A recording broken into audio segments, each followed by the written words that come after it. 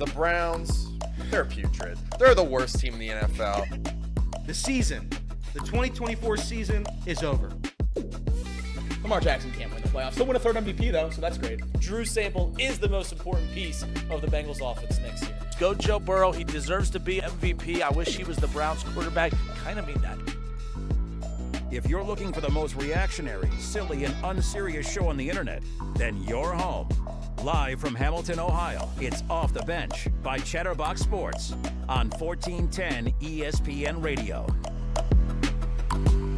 Well, hello and welcome in. It's Off the Bench presented by United Dairy Farmers. Reid Maus filling in for Justin Kenner today. It's going to be an exciting show. We got Rick Broering later on in the show. We're going to talk about the Germaine Pratt news.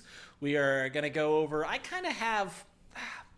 don't know how to segue into this, and it's going to be later in the show, but my take, I don't think any of you guys care, but my take on who I think are the 5 most important pieces to the Red season, most important players that are going to be towards the Red success. I don't think there's going to be a whole lot of shockers there, but I might have one that might surprise you. Reid Maus once again filling in for Justin Kenner.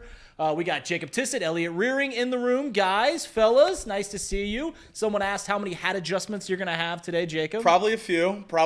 I'm glad I have a thing now. You have your eye touch and your hair touch. Yeah, now they got hat adjustment. There's a hat adjustment from Elliot. I noticed it yesterday that when I have just my hair out, it's just I touch it too much. I fiddle with it. The headphones make me just fiddle with my hair all the time. So we're just going back to hats. I'm just going to go back to hats so I don't have to touch it as much. I'll still touch it, mind you. I'll just touch it a lot less, hopefully. Casey and I have talked about it a lot. It is imperative to have a hat on headphone days. You can't go hatless on headphone days. That's a good question. Because my hair just naturally drops down. I don't put any product in it. I don't put any gel in it. So it's just going to fall down if I don't properly keep doing this. And it's like I don't want to keep doing that. So we're just putting the hat on and we're going to call it a day. I'm a mic toucher. Okay. I'm letting you guys. I do this almost every time I talk. Like if I'm getting into a point, I do this. I'm a mic toucher. Elliot, are you proud of your hair? Because as a guy who's losing it, I wish I had some hair. But you've got a good old mop up there. Yeah, I'm proud of it. It's just about knowing when to get it cut on time. I'm really bad at that. I usually wait a couple months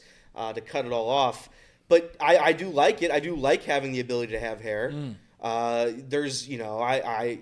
gotta use like dandruff shampoo because it's so thick, but it is like it's good, it's fun.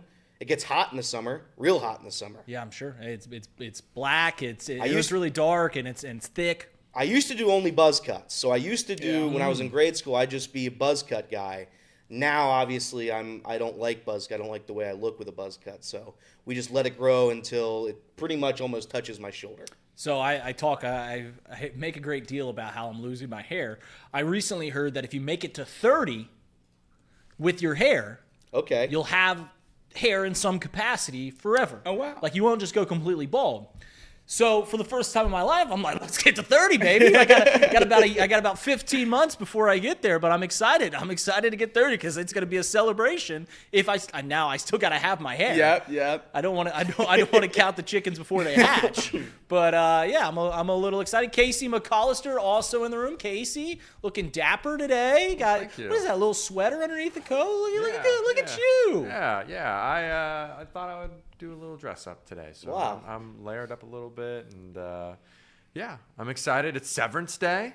I was going to say happy Severance Day to all that celebrate in the chat. I know everyone in the room now that Jacob started watching. I did.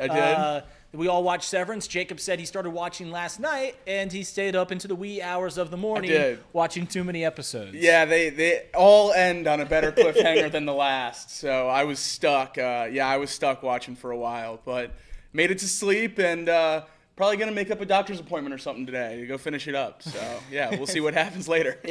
I'll tell you what, Severance is one of those shows. Like, every once in a while you get one of these shows. It's probably once every few years. You get a show that, like, the internet, maybe it's social media. I don't know who, the critics start praising it and everybody starts loving it. It's become the show that everybody watches now. I wasn't a Game of Thrones guy, so I'm trying to catch up in this one before it ends so I can have at least a week or two of the live. That's smart. Secession wasn't quite too well. Lumen was, or Severance is, or where Game of Thrones was, but Secession had that for a long time. I mean, shout outs. I mean, it's kind of crazy that, I mean, the show came out 3 years ago, 2022 now, and it's just now really gaining some steam, gaining some popularity, which is a testament to how good it is. My other HBO Max fans, I know I know there's some in the chat. We got White Lotus starting this week, so I'm excited for White Lotus coming back. So it's going to be a fun little weekend. I think it's got like 100% on Rotten Tomatoes for season 3. It's an anthology show, which you don't like anthologies. I'm not a big anthology guy. But it doesn't mean that there aren't like some good episodes in there. And like I'm not a big Black Mirror guy, but we would watch every once in a while. I would just pick a random Black Mirror episode, like, oh, this is pretty good. Now I would never binge them. Like I would never binge an anthology series. But if you give me an episode to watch, I'll watch it. Well, it's like it's a season anthology. It's a right? season anthology. Yeah, but True Detective. Yeah, so it's a season anthology. So I'm excited for that season. But the NFL season just ended, and I know you guys have been talking about it all week. This is my first time on the show this week, so I just kind of wanted to give my thoughts on how kind of this wrapped up. And I think on Monday, I walk into the office and Sean says to me, hey, Reid, I'm sorry about your Chiefs. And I'm just like, I got to wear that one on the chin because I've, for the long time now, been kind of the, I don't want to say supporter, but kind of the one that go like, guys, we can't always belittle the Chiefs. Like, right? Like, and we did that last year when I was on the show with Tom and Elliot. And I think at one point people were like, is this team even going to make the postseason? And of course, they went on to go on the road to beat the Bills. They beat the Ravens, and then they beat the 49ers in the Super Bowl and winning their second straight. And I wanted to say this about the Super Bowl champs before I break into my opinions on the Chiefs. And it is, I don't think we truly recognized how good this Philadelphia Eagles team was this year, because they are almost reminiscent, and I'm going to give them two comparisons. The first comparison is that UConn team that we saw a couple years ago, that they started out red hot, and everyone's like, man, this team's unbelievable, and then they cooled off. And everyone's like, this UConn team. And then for the rest of the year, they absolutely dominated teams. Philadelphia Eagles, the last 16 weeks of the year, last 17 weeks of the year, went 16-1, often winning by double digits. In fact, this Philadelphia Eagles team has really been a wagon since the start of 2022. So read this. They played 60 games, 59 games to be exact. They started out that run going 26-5. Obviously, that includes going to the Super Bowl, losing to the Chiefs, starting 10-1 the next year. Then for an about 11-game stretch, they lost their way. And this is where guys like me who are wrong, putting my hands up, were wrong about Nick Sirianni. We're like, I don't know how you can keep going with this guy. They started 10-1, and they go 1-6 to round out the year. They start 2-2 this year. I hosted this show after the Philadelphia Eagles went 2-2, and I sat here and said the Philadelphia Eagles should fire Nick Sirianni and go and get a coach before the bye is over. Of course, they didn't do that, and of course, they went 16-1. So they start 26-5 on an 11-game stretch. They went 3-8. Then they go start and come back 16-1. That means if you remove that horrendous stretch, they went 42-6 over the last 3 years. Of those 6 losses, 3, half of them, are with backup quarterbacks, either Gardner Minshew or Kenny Pickett. This team is an absolute wagon, and I don't know what can really slow them down.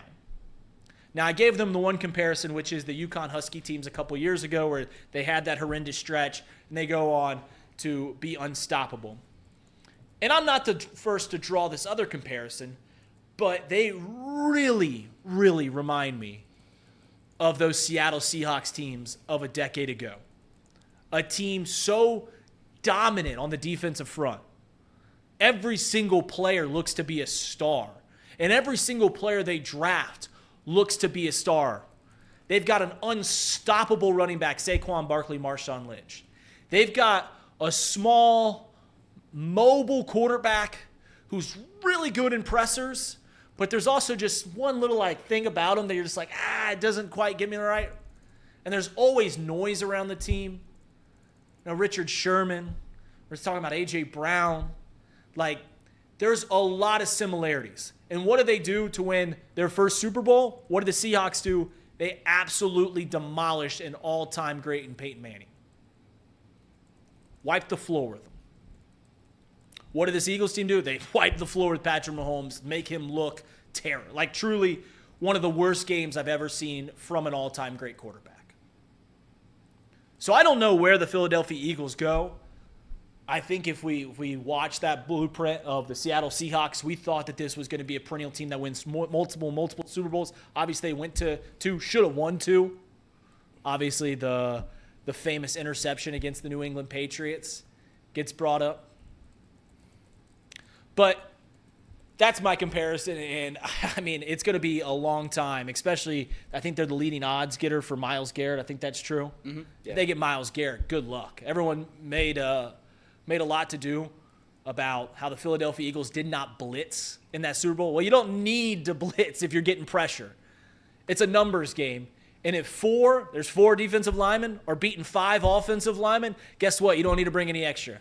And you can keep 7 guys in the back of the field and guard, and no one was open, and that was the story of the game. So here's the other thing. Let's pump the brakes on the Patrick Mahomes and the Chiefs slander. And I know, like, it's angst, right?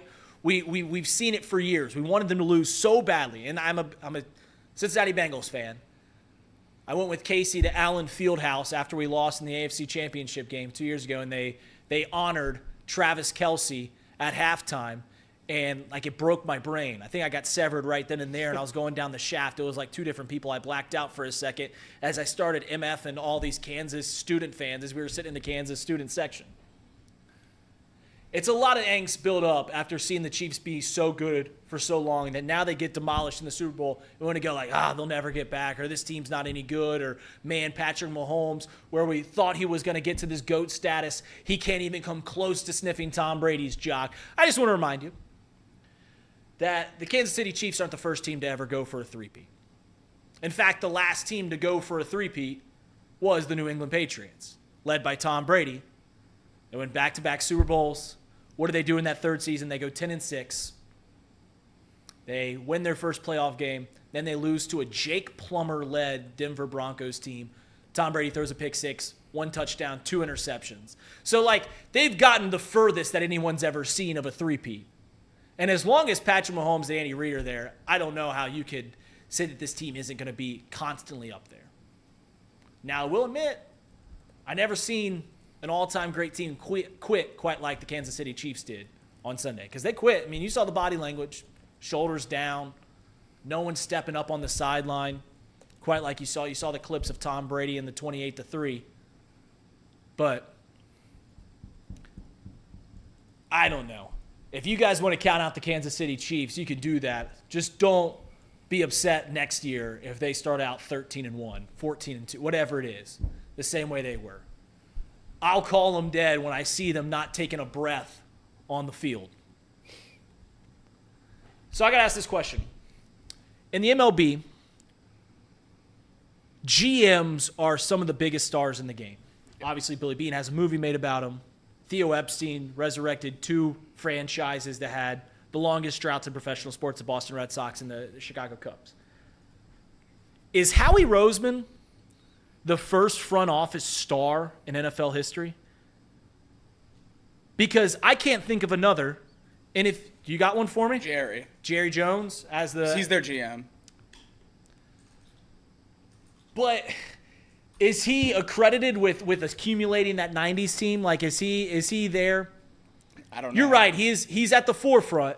But yeah. I think it's also just because he's the Dallas Cowboys owner and he wants to be at the forefront. If you're going to talk about GMs more famous than what Howie Roseman's gotten since they won that Super Bowl, you got to go on technicalities. Like, Bill Belichick is technically their GM. Okay. He's more like Jerry Jones. Like, no, I mean, what you're saying, I think you're absolutely right. No, I don't think a true GM like Howie Roseman has ever gotten as much credit as he really has, and I think it's all deserved. What he's done is incredible. I didn't think building a super team in the NFL was possible, and that's absolutely what he did.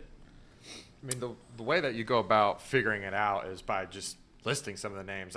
The first one I thought of was Ozzie Newsome. That's another one that's thrown out a lot when they talk about GMs. The Might be bigger because they're in our division.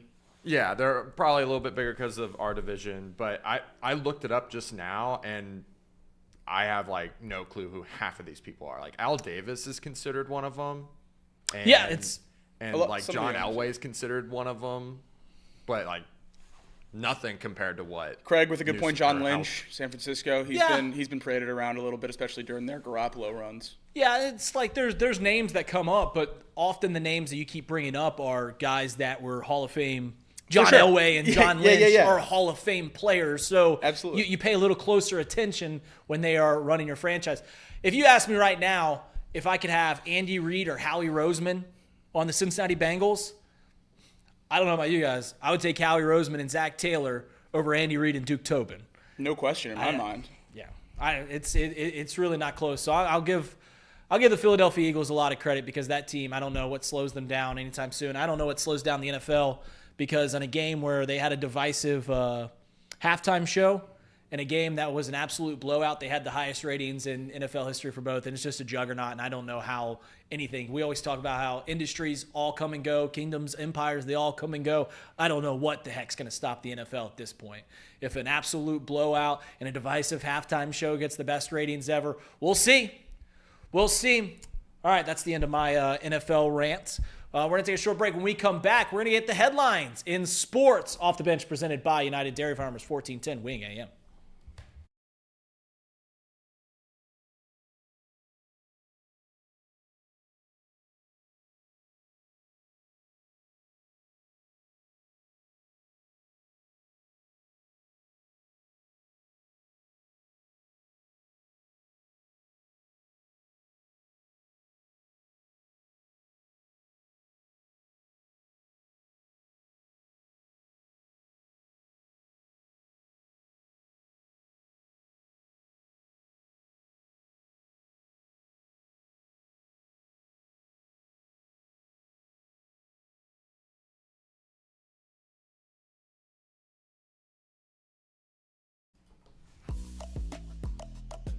All right, it's not going to be the last time we talk about the NFL because obviously the Germaine Pratt news broke yesterday that he wants a trade, but that was the only news in the world of sports. Elliot! Oh, okay.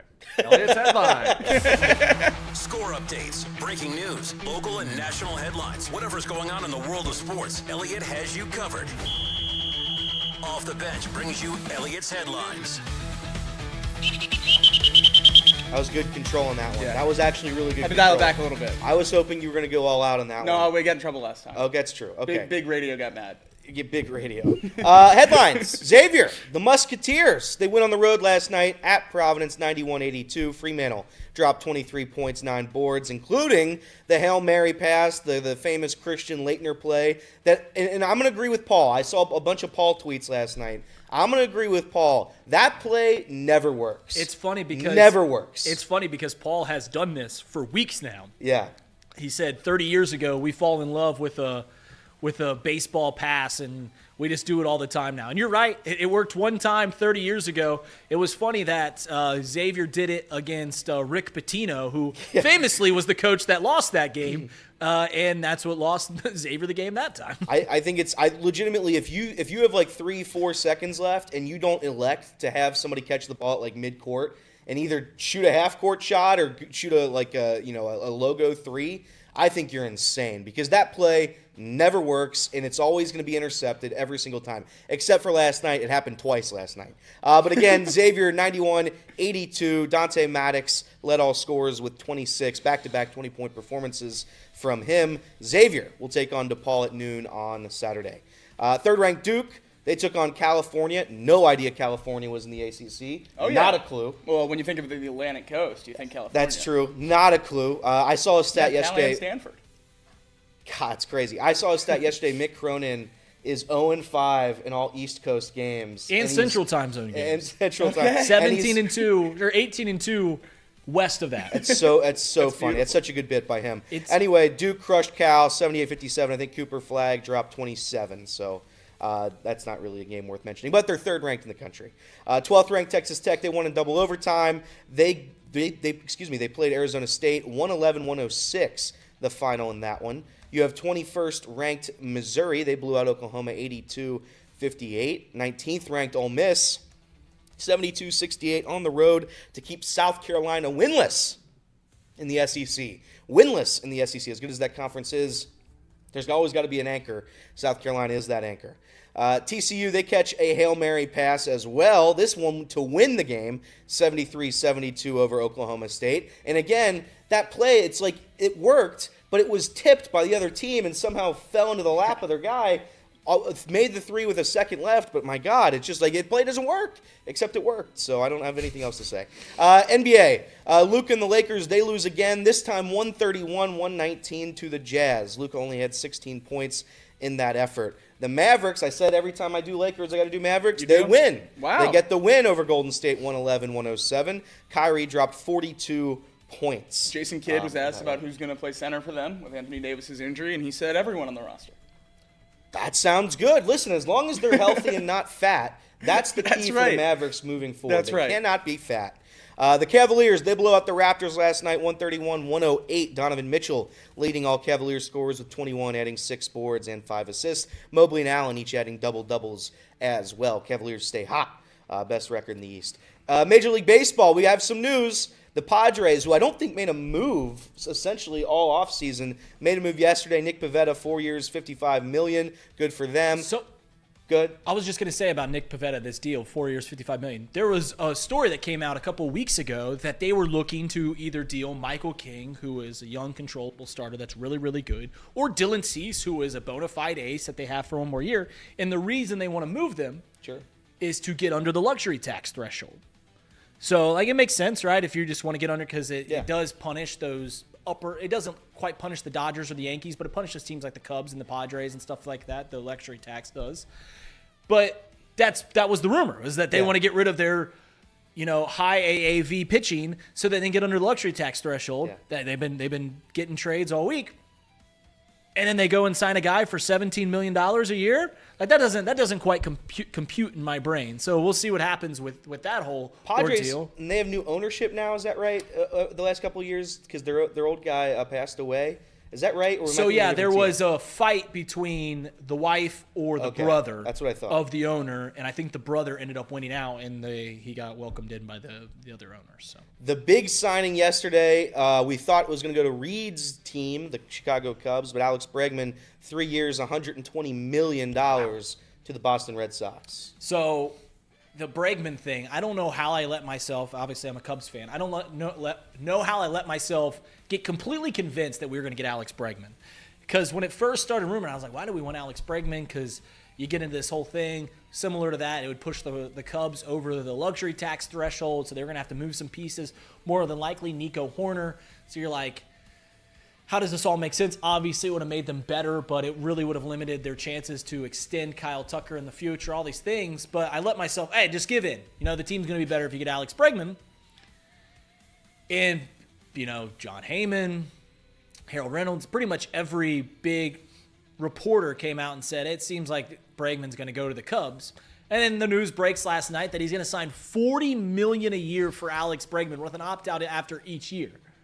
Meaning that if he, goes to former MVP candidate self or even all-star caliber self, he can opt out and try to get a 5 or 6 year deal, similar to what Carlos Correa did with the Twins, even though he came back to the Twins.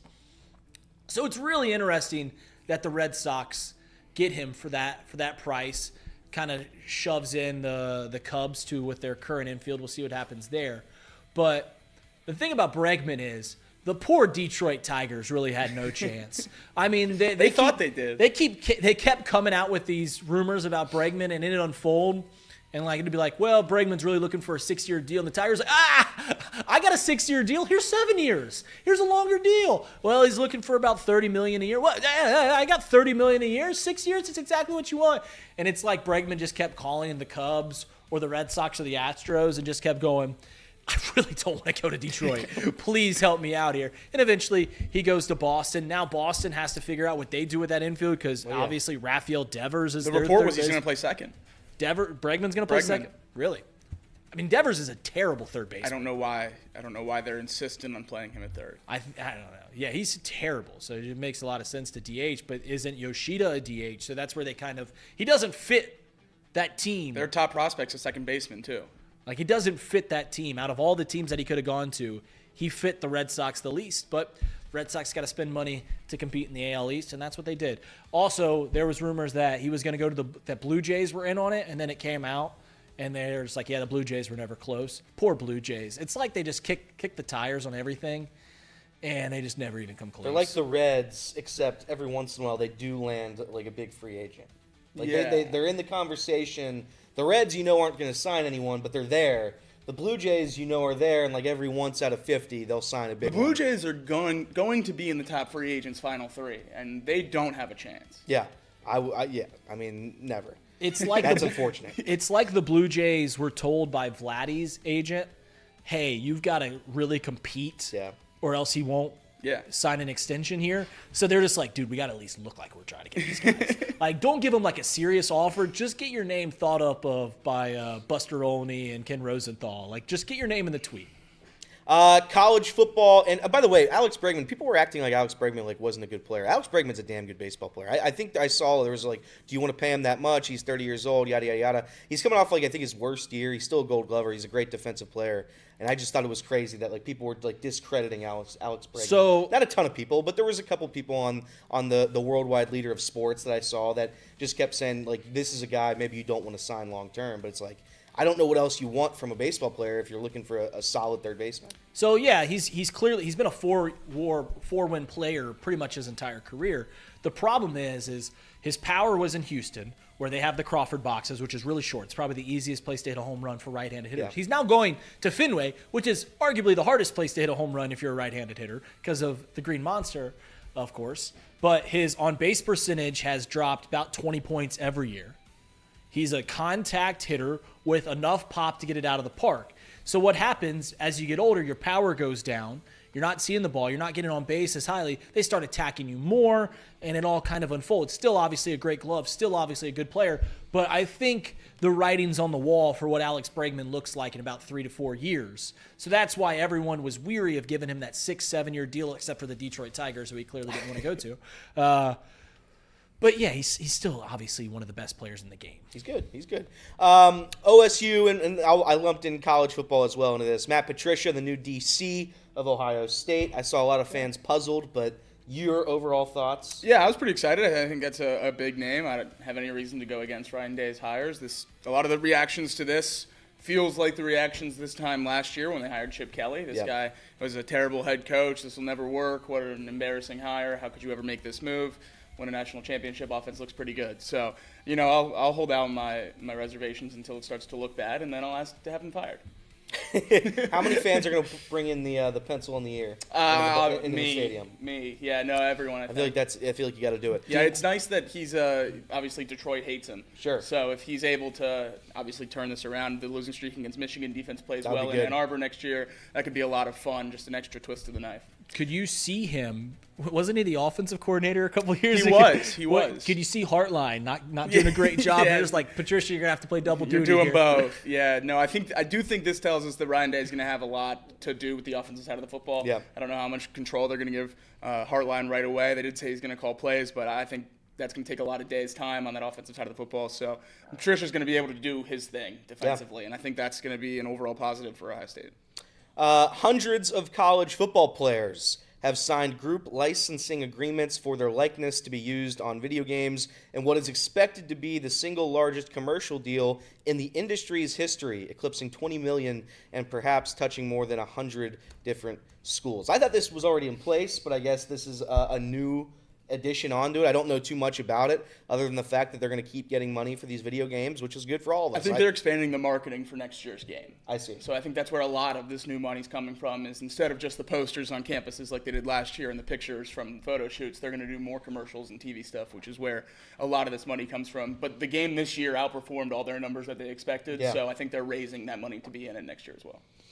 And finally, as of today, and this is significant for those of you who have YouTube TV and like to watch college basketball in March, as of today, Paramount will likely become unavailable on YouTube TV. They have been unable to make a deal, and that means with a month until March Madness, CBS is unavailable on YouTube TV. That is rather unfortunate for those of you who have YouTube TV. YouTube TV doesn't mess around. I remember when I first got it, first off, it was like $40 a month. Now it's up to $80 a month. This was 5-6 years ago. And at that time, they had regional sports networks. They had, it was in Fox Sports Network on YouTube TV. And they trade ownership to Bally.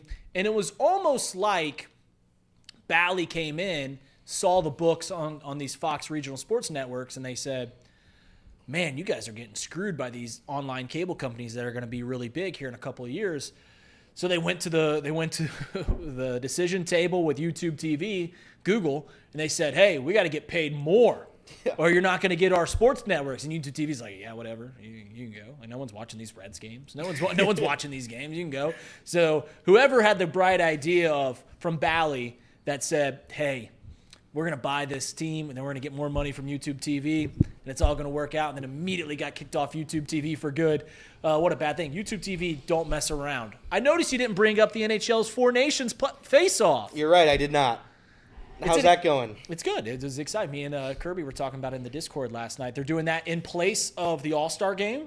Okay. So instead of doing the All-Star Game weekend, they are, depending on where you're from, Finland, Sweden, Canada, and America all have their team. Our Dallas Stars have Your guy Ottinger's helmet is sick. Otties. The otter in the Statue of Liberty, Yeah. so cool. Otter's sick. Otter's awesome. Otter says no. I haven't watched a single Stars game this year. Saturday night, USA versus Canada. It's gonna be electric. Is he in the net for USA? Him He's and, one of them. and They switch. Swayman are the two main goalies. So I assume, it's a round robin. So I assume they play 2 and 2. All right. And then you play the better one in the championship if you get that far. 14 face-off. It's cool. I mean, we keep talking about all these. What are they going to do about the All-Star game? How are they going to keep? We talk about the NBA. We talk about the NFL. We don't really talk about the MLB. But the NHL was often thought of as one of the best All-Star games, and they said, let's do something new. Let's try it out. Let's see what happens. NBA All-Star U.S. versus International would be very close to being awesome. It would be cool now. Yeah. Like, you're you're probably a couple guys short from getting a full international All-Star team. No, I don't know. Their starting 5 is better than USA's starting 5. Yeah, I'm talking about getting They get 10 now. They get Canada. Yeah. So I think they. But then you're putting like Fred VanVleet on the All-Star team. Yeah, you're right. I would still think it would be what Giannis, It'd be very, Jokic, Luka. it'd be very good. It'd be Luka, Giannis, SGA. SGA's on that team. SGA, Oh, they'd be fine. Jamal Murray. Joel Yeah. Embiid they'd be- if he's playing. They'd be Well, he like- plays for U.S. Oh, does he? He plays for U.S. in the Olympics. Well, he wouldn't play anyway.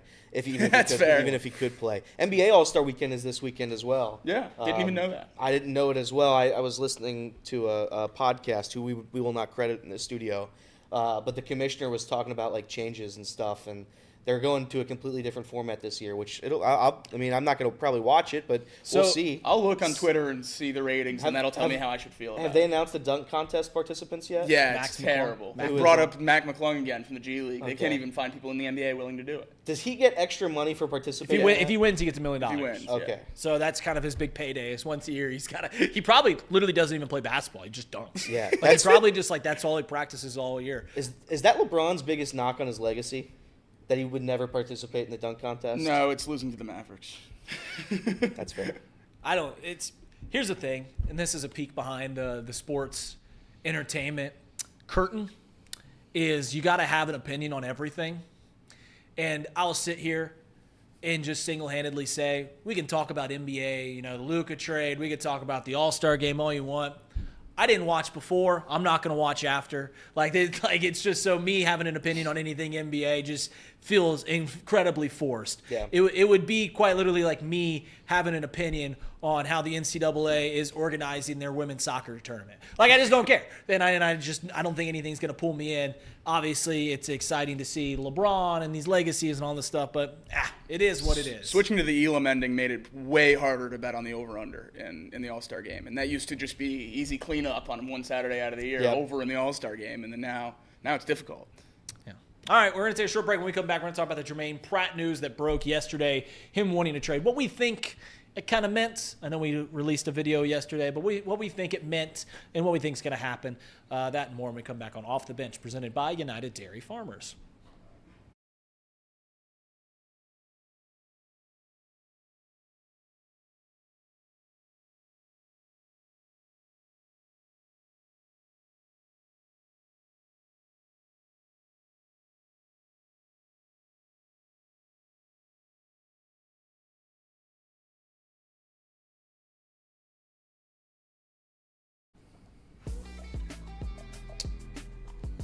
Welcome back to Off the Bench, 1410 Wing AM. Reid Maus filling in for Justin Kinner. He is he's up in Wisconsin, I believe. I think he's up in Wisconsin. I think they're taking on the fighting Doug Gottlieb. That's right. It's I think he's playing Milwaukee first. Oh, is he? And then he's staying there. I think they're staying there for a couple. I don't know what's gonna happen.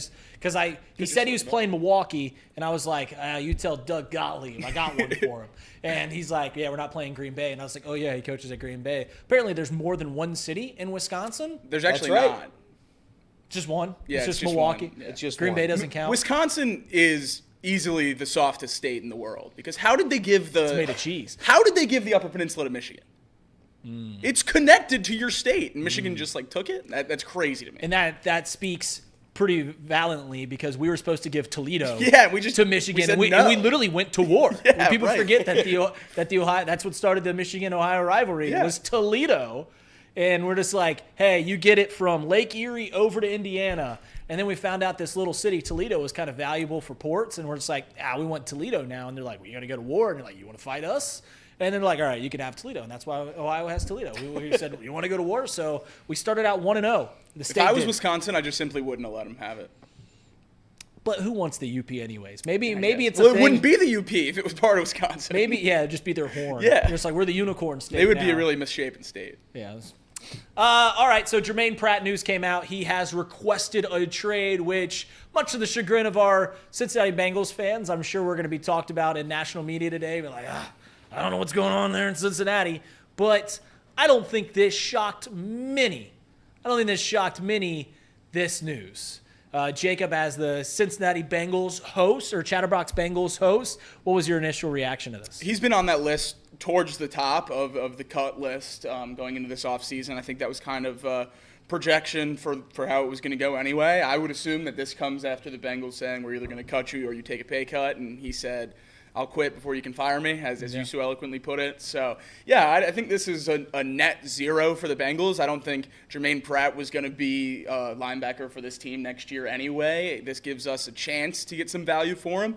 If the alternative is cutting him, then might as well take a 7th rounder, or, if we get lucky and get a 6th rounder for him, that'd be great. Maybe package him with a mid-round pick of our own for a player or something along those lines. I saw people throwing out some fun options on X the other night. So, I don't know. We'll see what happens. Ian Rappaport reported that there's a pretty significant market for him, which did surprise me. But sometimes those tweets are straight out of the agent's mouth, so who knows what's true. Well, yeah, here's the thing is you look at him, and he's obviously had some big moments in playoff games. Yeah. He's been our leading tackler now for 2-3 years. He is our captain, so you basically get a veteran presence. But I think if you're a Bengals fan, we all kind of knew what we were watching the past few years. And I know Casey has an opinion on Germaine Pratt that we'll get to here in a second.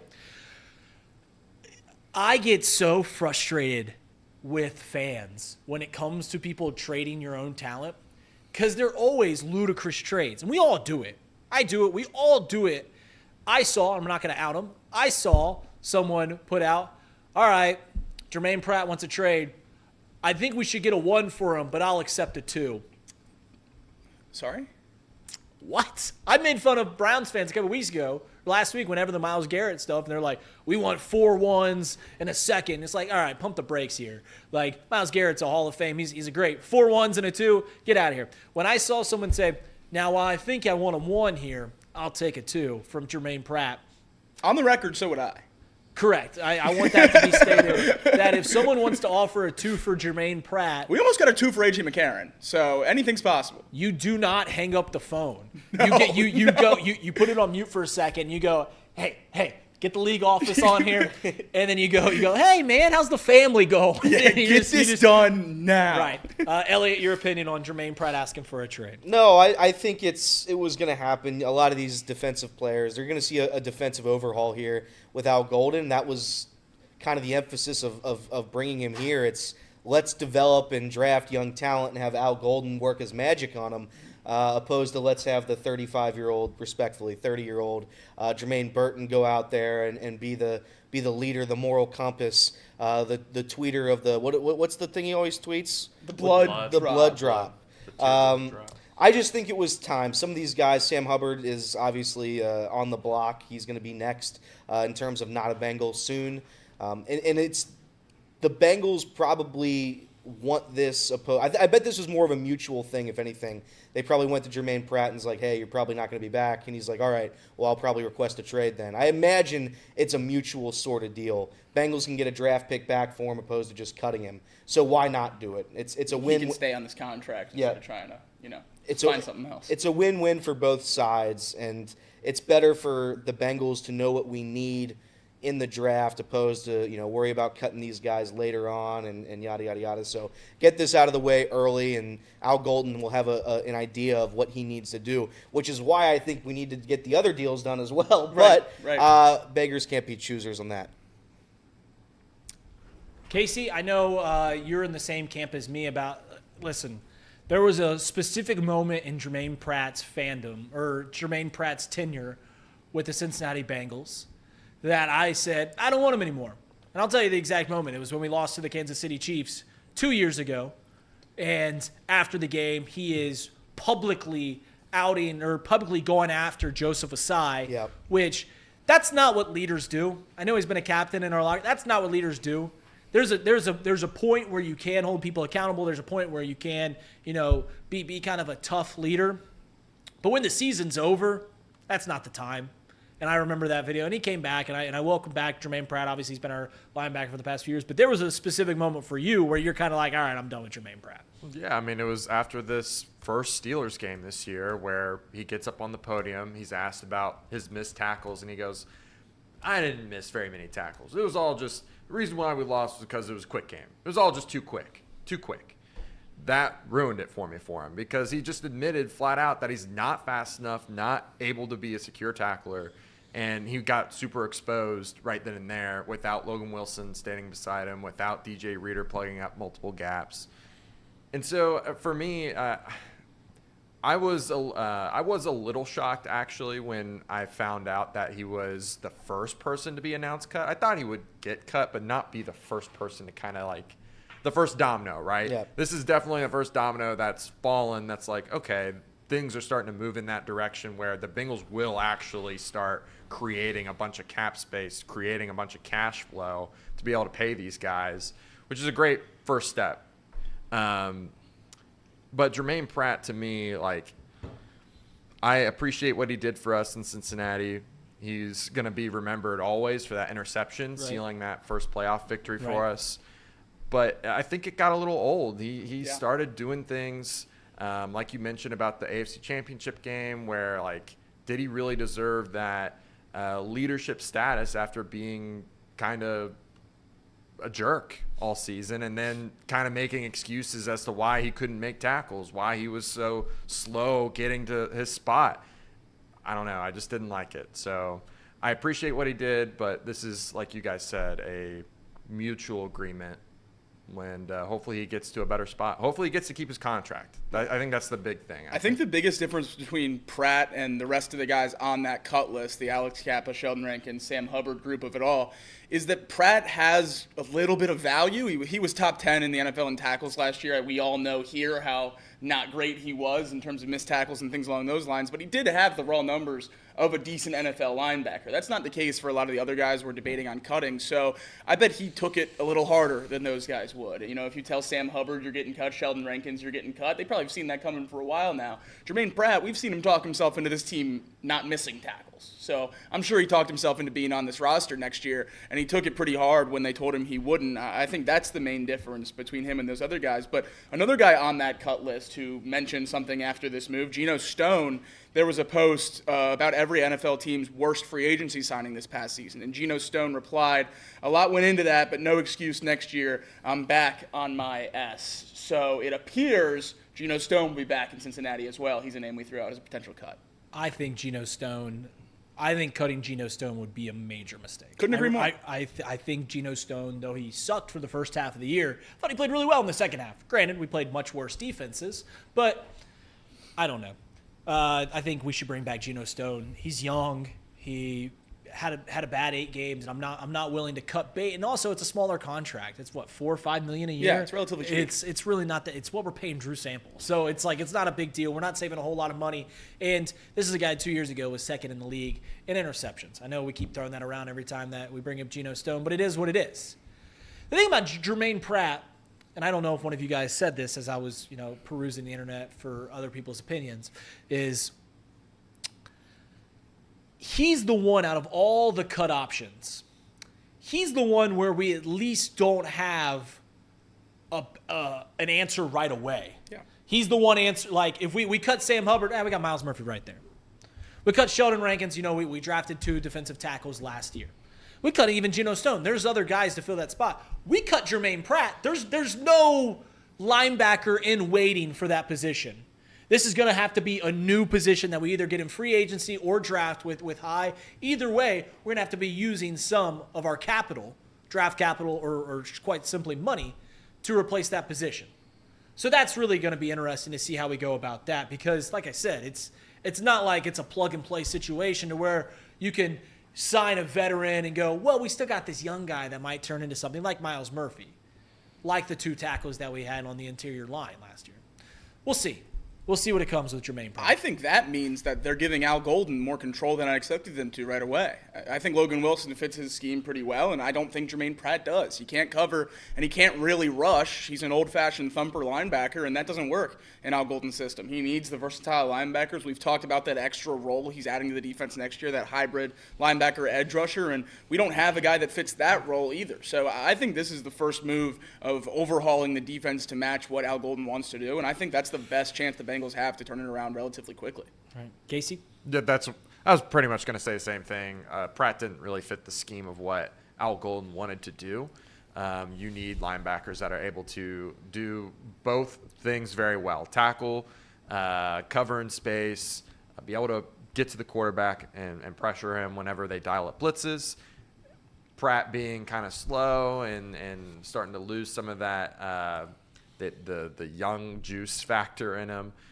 Just wasn't conducive to the style of play that the Bengals are going to probably go forward with. And when you look at the linebacker class this year, it's really deep, man. I mean, like, they have options available to them. They could get a stopgap guy like a Bobby Wagner. It's one of the only Greenlaw. There's plenty of options for them.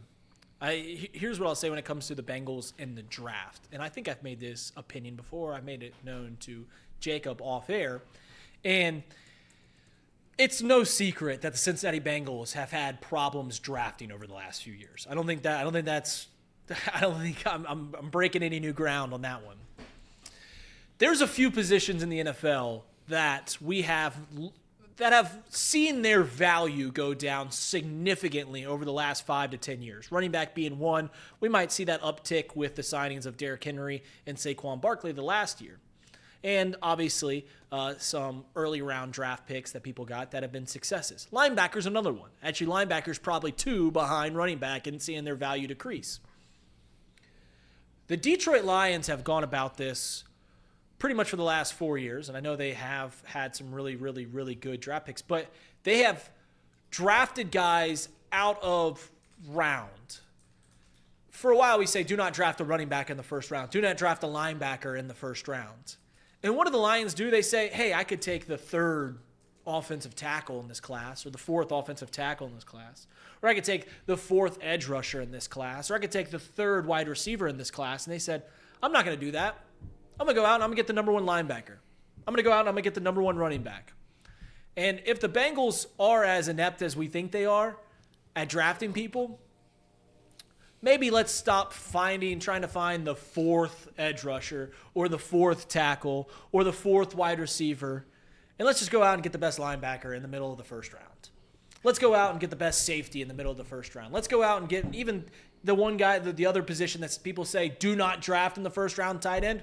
Listen, if he's the best tight end in the draft, I'm okay with it if that's what you need. Because at some point you got to just get the best guys at their position.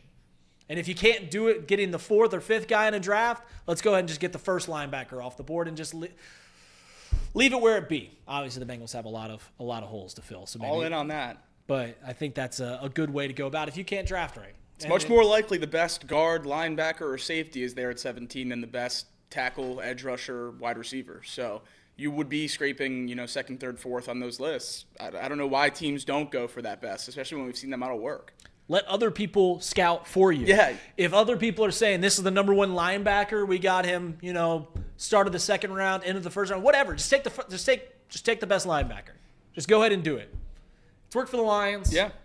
We'll see. Worked for the Eagles. It worked. It certainly worked for the Nolan Eagles. Smith. Everyone said he was way too small to play edge rusher. Fell from the top 15 to 30. 8 sacks this year. There you go. I will say though, like Germaine Pratt. I mean, to be fair, like I think there is like if you lose Germaine Pratt and you don't have somebody of at least equal value, you're going to be hurting on defense and like what you said top 10 in tackles. Yes, he's totally. been consistent for the Bengals pretty much his entire career. You are losing consistency at that position. You have to replenish it. I know it was probably the right time to move on, but it is one of those things where if the Bengals don't adequately replace Germaine Pratt, you're losing another large source of production defensively on a defense that's already terrible. Again, I think it's the right move. I'm just saying that you have to make sure that Al Gold knows what he's doing here. And I have no doubts that he doesn't. Right? I think that Germaine Pratt is a loss. Like I think a lot of people say that they lump him in with the Sam Hubbard thing. And I think Sam Hubbard was bad. Like I think the difference between Sam Hubbard and Germaine Pratt had value. I don't know if Sam Hubbard had a ton of value last year. Joe Goodberry posted it yesterday after Pratt requested the trade, and I thought it was interesting to look at. In 2019, 20, and 21, Germaine Pratt had PFF grades of 51, 41, and 54. Contract year in 2022, he had a 79, and then the last 2 years, a 63 and a 60. So all-time finesse god, Germaine Pratt having a career year in the contract season. That's what leaders do. Yeah, it is. They wait till they can get the bag, and they're like, all right, I'm going to play really well. I'll play a little harder. It is crazy that we see that consistently, and I get it. Like, listen, it's their job, and they don't like. Sometimes it's good to have an extra motivating factor in the fact that you can make $20 million, and maybe if you already signed your contract and you're just locked into this money, you just keep going out there and doing your thing. But it is interesting to see that. I don't know. We'll see what happens with this when this whole thing comes out. I think there is going to be someone that bites at a trade. It's just Lou want him back. It's just what do we want? What do we want? Yeah. And we'll see where that lays out. I think you guys are both right. He does certainly have some value on this team. And like I said, there's no linebacker in waiting that's going to take up that mantle right away. Like you have to put some serious capital towards that. I'll also say this. If you're worried about where this defense is heading, reminder, can't get much worse. Can't get much worse, guys. Like it was pretty bad last year. So maybe if he's the best or most reliable defensive piece on a terrible defense, that's not worth a whole lot. So it is what it is. So we'll see what happens in the draft. As we wind down this Bengals segment, I don't know if you were here for the Joe Burrow media tour. Yeah. He went on again, pardon my take, yesterday or Monday, whatever day it was. Again, another shot. The Eagles are paying everybody. We should probably be in that line. He goes on 9 other different shows saying that, the Bengals need to pay these guys. We need to bring everybody back. And I think you were on the camp at least last year. Or I don't know when we had this debate, but Joe Burrow shouldn't have control. Joe Burrow shouldn't be in control. I'm weary of it. Shouldn't be in control of the franchise. As you sit right now, he clearly has some sort of control in being that the entire world will be against us, or at least the front office, if they don't bring back T and Trey. So if you were the front office, knowing that financially you're able to do it, do you do it? Because if you don't, Joe Burrow is going to be very, very upset, and that's a fight I don't want to have. Well, that's the problem. You said knowing that you are financially able to do it. I'm not sure that they are financially able to do it. As the rumor, well, we know that they sold the naming rights of the stadium to pay for his first contract, and then the rumor is that they had a deal done with Jamar Chase, but they couldn't pay the signing bonus, so it all fell through. Whether that rumor's true or not, I don't know. But I don't know if they have the money. I simply don't know if they have the money. And that's what scares me. Here's where I am weary of Joe Burrow controlling too much. I'm okay with it, right? Joe Burrow is currently my favorite athlete playing professional sports. He might go down as my favorite athlete ever. Love Joe. Defend him tooth and nail. You've seen me do it on this show multiple times. I've seen what happens when you give quarterbacks a few times too much control in the front office. You got to have the right guy mentally, ego-wise to do that. Do I think Joe Burrow falls in the camp of the right guy ego-wise? Absolutely. Abso-freaking-lutely. So that's where I'm not scared of it. We saw it with Aaron Rodgers, didn't go well. We saw it with Russell Wilson, didn't go well. I'm weary of Joe Burrow controlling, and he's doing it because he simply has to. Because if he doesn't, I think Joe Burrow would rather sit in his mansion and not doing this publicity tour for the sake of his friends and the team. I think he would prefer to do that. Instead, he's got to pay security from swimsuit models to secure his household so that he can go out and do this. Allegedly. He's clearly forcing the hand, and this is the hand that he has to play. So I was weary of it. I understand that he has to do it. Just don't be surprised if in 8 years we've got kind of a prima donna quarterback too. Don't be surprised if that happens either. I'm on board with it. Let's do it because I think that's the only way it's going to happen, and that's what I want. But don't be surprised if in 8 years he's all of a sudden there's a lot of noise around Joe Burrow here in Cincinnati. I think the main difference between what Aaron Rodgers did most recently and Joe Burrow's conversation now is Aaron Rodgers was asking for a 40-year-old Randall Cobb, Alan Lazard, Nathaniel Hackett to call his plays. Joe Burrow's asking for the youngest Triple Crown winner in NFL history, a top 15 receiver, and the Sack King. So it's like, I didn't tell you this. Whenever a lot of Bengals fans were making a lot to do about the Players Awards. Yeah. How did Jamar Chase not get a first place vote? I was surprised Trey Hendrickson wound up second overall.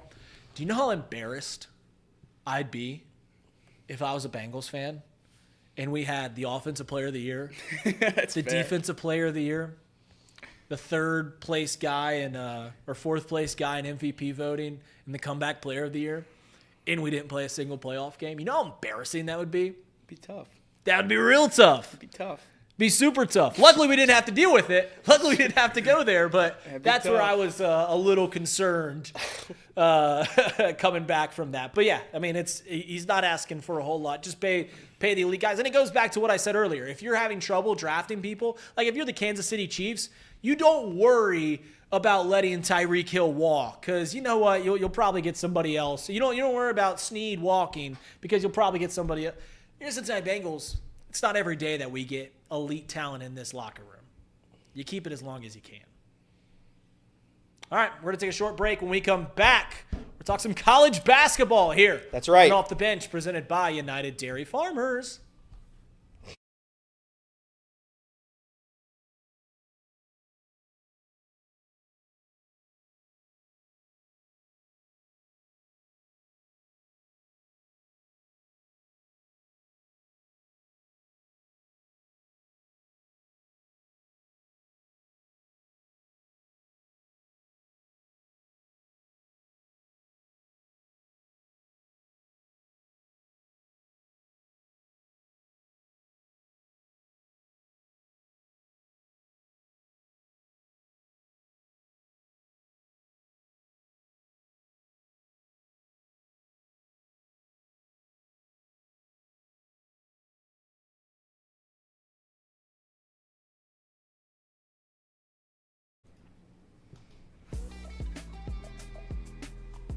Yes. Yes. Welcome back in. Look at that handsome guy. Off the Bench, presented by United Dairy Farmers. Now we welcome on a very special guest. Maybe the most special guest we've ever had in the history of this program. And he's been on multiple times. But he's right now the most special guest of all time. Rick Broering, the Musketeer Report, one half of the best radio team in this city, or I guess around, is NKU this city? I call NKU Cincinnati. One half of that as well. My good friend Jim Kelch as well. Rick Broering, how the heck are you? But also, Rick Broering, noted Android user. I wrote that down as well. Rick, how are you, buddy? Google Pixel user. Google Pixel, huh? Yeah, you scum iPhone users who are just sheep. It's unbelievable. I hear the same thing from all of you. It's a superior phone, Elliot. Learn technology for once. Yeah, is this the one that folds? You can fold it all kinds of ways, and you get to do all kinds of like cool little tricks with it? It's a Google Pixel. It's a flagship phone. What do you not know about Google Pixel? Like Google, you know the thing you type all your searches into? Google, they own YouTube. pretty big Yeah. company, Elliot. I Pretty big think company. it does fold. I heard it could also be an Yeah. accordion. Like you can play like an accordion. You can sometimes, use it as a too. coaster too. It's a multifaceted device. Look at that. Wow. If there was a face for Google Pixel, you would be it. Because I've never heard of a Google Pixel until you texted me. But I'm honored to be with you right now. So, Rick Broering, again, we're going to talk both of your expertises here. A little Xavier, a little NKU. I'm going to start with the game last night, Rick. Xavier wins 91-82 on the road against Providence. Can I ask you, why do you bring Paul Fritchner on when the team's playing well and bring me on when they're struggling? Why is What that? do you mean? They just won a game. What do you want me to do? They won the game. They just had their entire season blown apart in the loss to Villanova, and then It's they not almost over. blew a 26-point lead to Providence. I'm just curious. I'm asking you. Rick, you said I was the most Rick, important you're guest. spoiling the whole interview. Like half of these questions are me asking if you have hope. You just spoiled the entire. I'm still going to ask them. No, You're not going to stop they're me from bad. asking. They're a bad team. They're a bad, Bad team. team. All right. Well, Can I finish my question, please? Go ahead. Sorry. Please. I mean, come on. It's a Google Pixel guy. As of now, Xavier sits on the bubble. Would you say you're? I mean, I literally wrote this question out, and now it's worthless. Would you say you're confident enough with the way X is playing at this very second for them to win out? If you're not, what will it take? Here comes some nuance. Ellie, I don't want to act like I am a professional at your gig here, but maybe go with the flow. Maybe don't pre-plan the questions that extremely to where you have to stick to the script. Maybe just move on with the interview. Well, all right. Well, what else am I going to talk about? See, now I'm going to have to throw it to Reid because I have other questions, and we had a whole plan, and you ruined it all. I can carry it with you. We can do this. You are a good conversationalist. You don't have to stick to that bad scripted question after I already answered it. Bad But no, scripted question. Let me ask you. Okay, can I reframe it? Will you let me reframe it? Yeah. If Xavier wins out, assuming they don't lose in the first round of the tournament, Travis Steele style, will they make the tournament? Well, I wouldn't worry about the Big East tournament in general. I don't think, unless they win the Big East tournament, then that'll matter. Otherwise, like 1 or 2 wins in the Big East tournament isn't going to be enough to push them over the edge in terms of an at-large resume. If they win out, then they don't have a very strong resume, but they do put themselves in position where they're probably going to be right along the cut line. Yeah. The bubble is pretty weak this year. If it continues to be weak and you don't have bid stealers in conference tournament time, then maybe if they win out, they can still sneak in with an at-large bid. But the way I've been phrasing it, Elliot, is they no longer control their own destiny. You know, that had they won at Villanova, then you felt like, okay, they can keep winning and maybe even have a little wiggle room, and they could potentially play themselves off that last team in the field line, maybe get out of Dayton even, had they picked up another quad 1 win and continued to play well down the stretch. Now it feels like, one, you're asking this team to win 7 straight games after the Villanova loss, which they haven't done that at any point yet this season, win 7 straight games. And 2, there's still some difficult games there, a couple road games. Obviously, one at Providence last night, but they also have Creighton coming to the Cintas Center. So it's not going to be an easy road for them. And even if they do complete that, their resume is still going to be like just at the edge, maybe good enough to get in. When you think about your guy, Sean Miller, and our guy, Wes Miller, our being the University of Cincinnati, obviously, Wes Miller has drawn as much criticism probably as anybody in the history of human and mankind. I don't think anybody has been more criticized mostly ever from you. Than mostly from me. Yeah, sure. Yes. A little bit from me, a little bit, not too much. A little bit from me. He's a dodgeball guy. Sean Miller, in his tenure as the Xavier head coach the past 3 years, he has a Sweet 16. You can't take that away from him. But when it comes to his guys, quote unquote, his guys, I would say that there hasn't been like a level of confidence. As we sit here in year 3, are you a little bit shaky, or should Xavier fans be a little bit shaky about Sean Miller as the head basketball coach of Xavier? I think obviously comparing those two coaches are apples to oranges. You've got one who has a great history of success at the high major level at Xavier and Arizona prior to coming back to Xavier. So comparing what he's done in his previous history compared to Wes Miller, who's never really done anything of consequence, whether it was at UNCG or UC, is probably not a reasonable comparison to make. But as it relates to specifically Xavier's situation, I think with Sean Miller, he's proven he can coach. There's no doubt about that. The question is, with the way the landscape has changed in college basketball, when you have to do the transfer portal every single year, you have NIL to figure out, and you're in a situation with college basketball conferences where they've changed a lot. The Big East is still a high major conference, but it's obviously the Big 12 and the Big 10 and the SEC have been bumped up another notch or two. It's an interesting time in college basketball to try to figure out how to put a roster together, especially if you're working with fewer resources than your peers have. And I think that's the situation that Sean Miller and the Xavier staff finds themselves in. Yeah, if I was a Xavier fan, I would have questions and concerns about how they're going to put the roster together going forward, especially coming off this year, because this team wasn't good enough.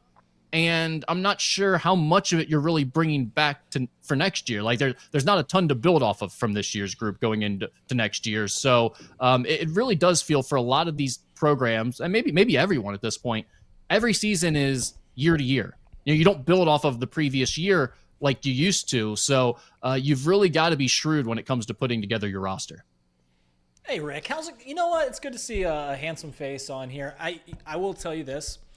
Every time that we bring Paul on here, I say, don't bring on Paul, bring on Rick. And Elliot's like, no. That's not Rick, true. That's Rick not doesn't true, know what Rick. he's talking about. That's so not, I know Rick's fight busier for than you. Paul. I know Rick's got busier that than vibe. Paul. I totally got that vibe. That's why I brought it up.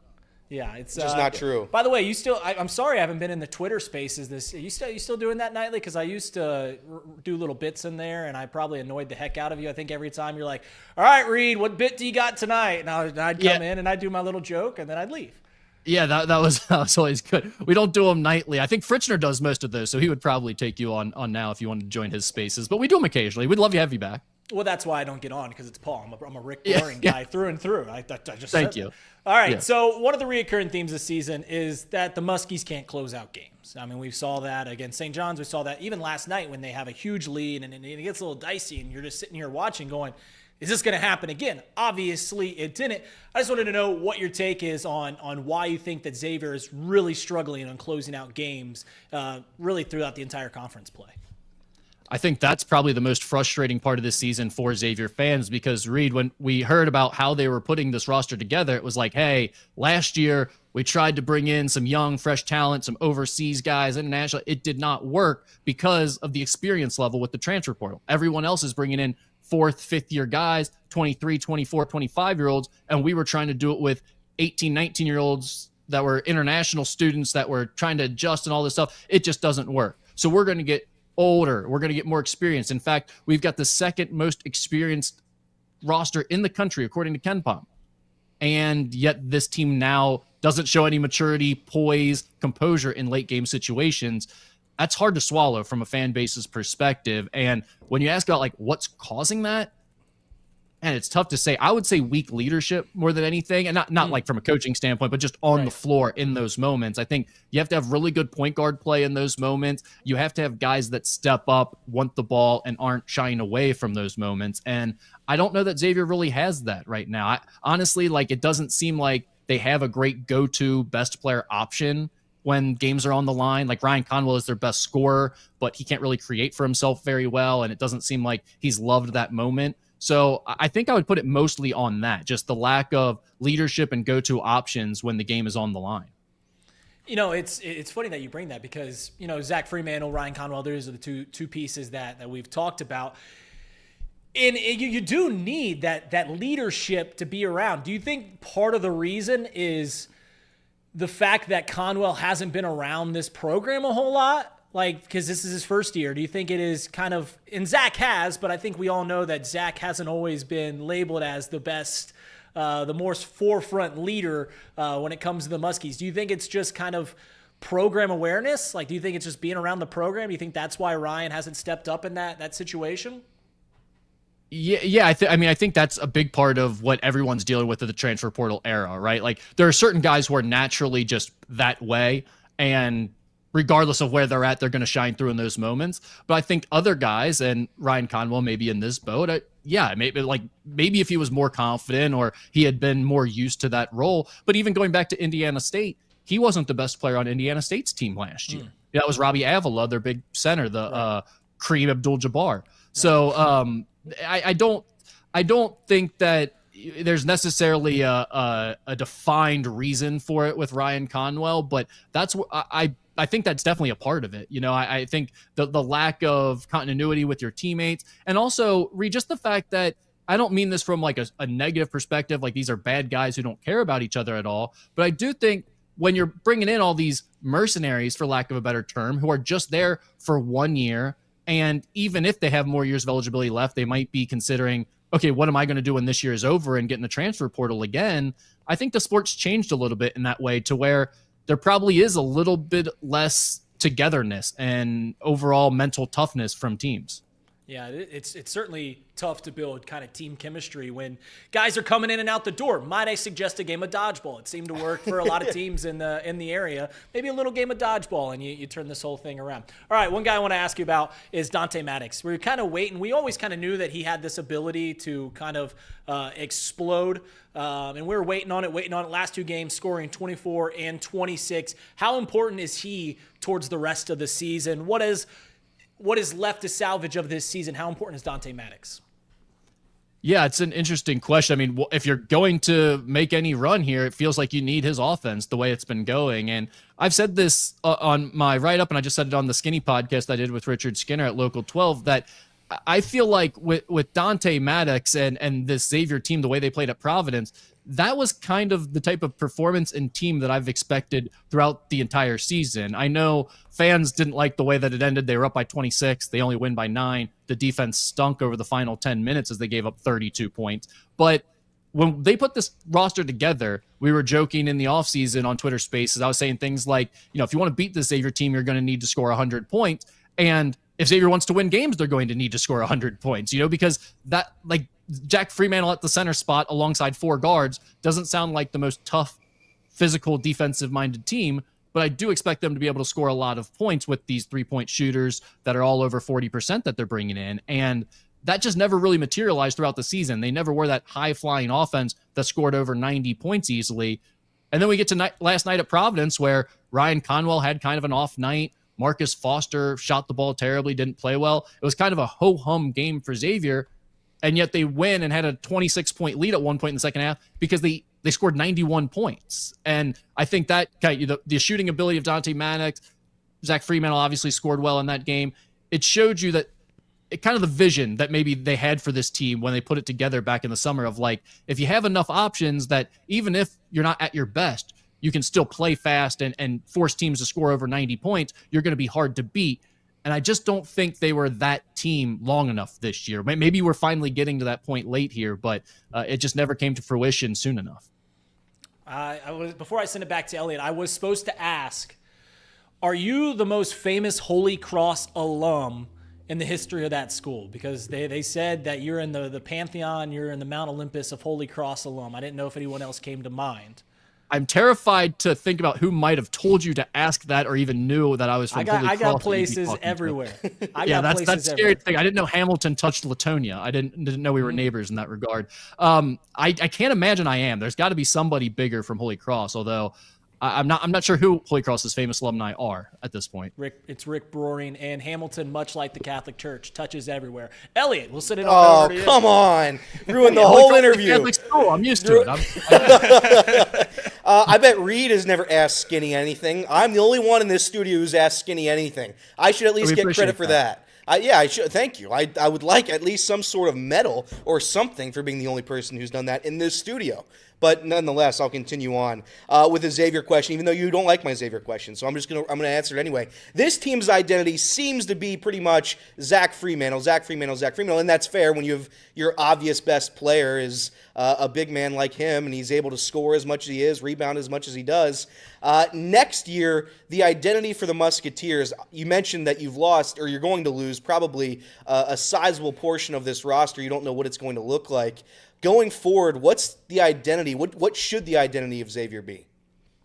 Yeah, I'm really not trying to give you a hard time. I would probably argue that this year's identity is the 3-point shooting, though, right? Like, I mean, the way to beat this year's Xavier team is don't let them swing the ball around the perimeter. Don't let Ryan Conwell go off from 3-point range and Marcus Foster, and I guess you can include Dante Maddox in that mix now. But that's really been their biggest issue. Like, yeah, Zach Freemantle has been their most consistent scorer, but I think most teams feel like, let Zach Freemantle get his inside. We can deal with that. Don't let their shooters go off from the perimeter, and we'll be fine. And to your point, I mean, what's their identity going forward? Who knows? I mean, like, if Ryan Conwell does have another year of eligibility, so if he comes back next year, and that's a tough decision they're going to have to make coming up here in the transfer portal, like, what is he worth? How much is his raise going to be if there is one? Can you afford to pay that? Is he good enough to be a go-to player for you again next year? Is that how you want to proceed? Maybe. I have no idea.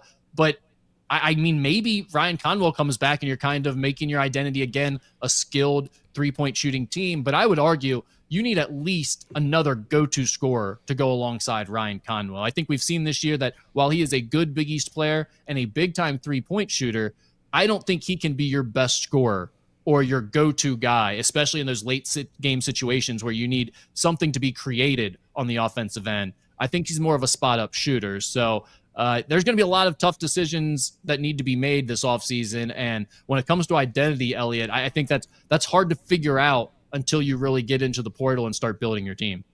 In 20 years at Xavier, I think Fremantle has like 19 crosstown shootout wins. In the pantheon of great Xavier players since the year 2000, where would you put Fremantle? Where would you rank him? No offense to Zach, but not very high. I mean, he just hasn't won much, right? Like, I don't know that he's contributed to a lot of winning, and that would be my probably my biggest mark against him. He's a great scorer. He's rebounded pretty well on the defensive end, but overall defensively he's not been very good.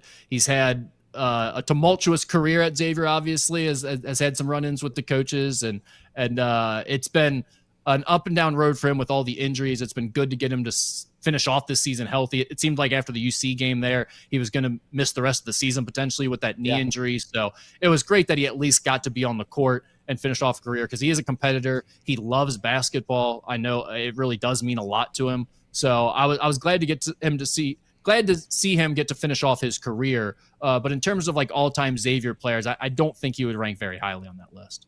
We'll switch it over to NKU just for a second. NKU 6-8 in the conference, 11-14 overall. I'd imagine it's not what most Norse fans wanted this season.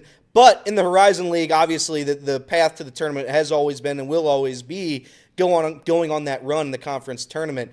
Does this team have enough to go on that run this year?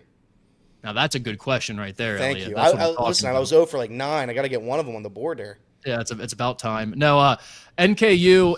With NKU, it's always about 3 days in March, right? We always talk about that. Yep. That's Darren Horton's tagline, 3 days in March. This year, it's going to be 4 days in March. They're going to have to play that first-round game in the Horizon League tournament, I think. They're not going to get the bye. You'd have to be a top 5 seed to get there. They're sitting around 8th right now, and I don't think they're going to get up into those top 5. So right now for NKU, it's about not falling into the bottom 3, because if you're in the bottom 3 seeds in the conference tournament, then you have to play a first-round road game. You want to play a first-round home game, which they should be able to do with where they're currently positioned. And then the big thing is figuring out if you can play at a high enough level for multiple games in a row that you have a chance to go on a run when you get to the Horizon League tournament. And I think over the last 3 games, we've seen that from them. They won 2 in a row.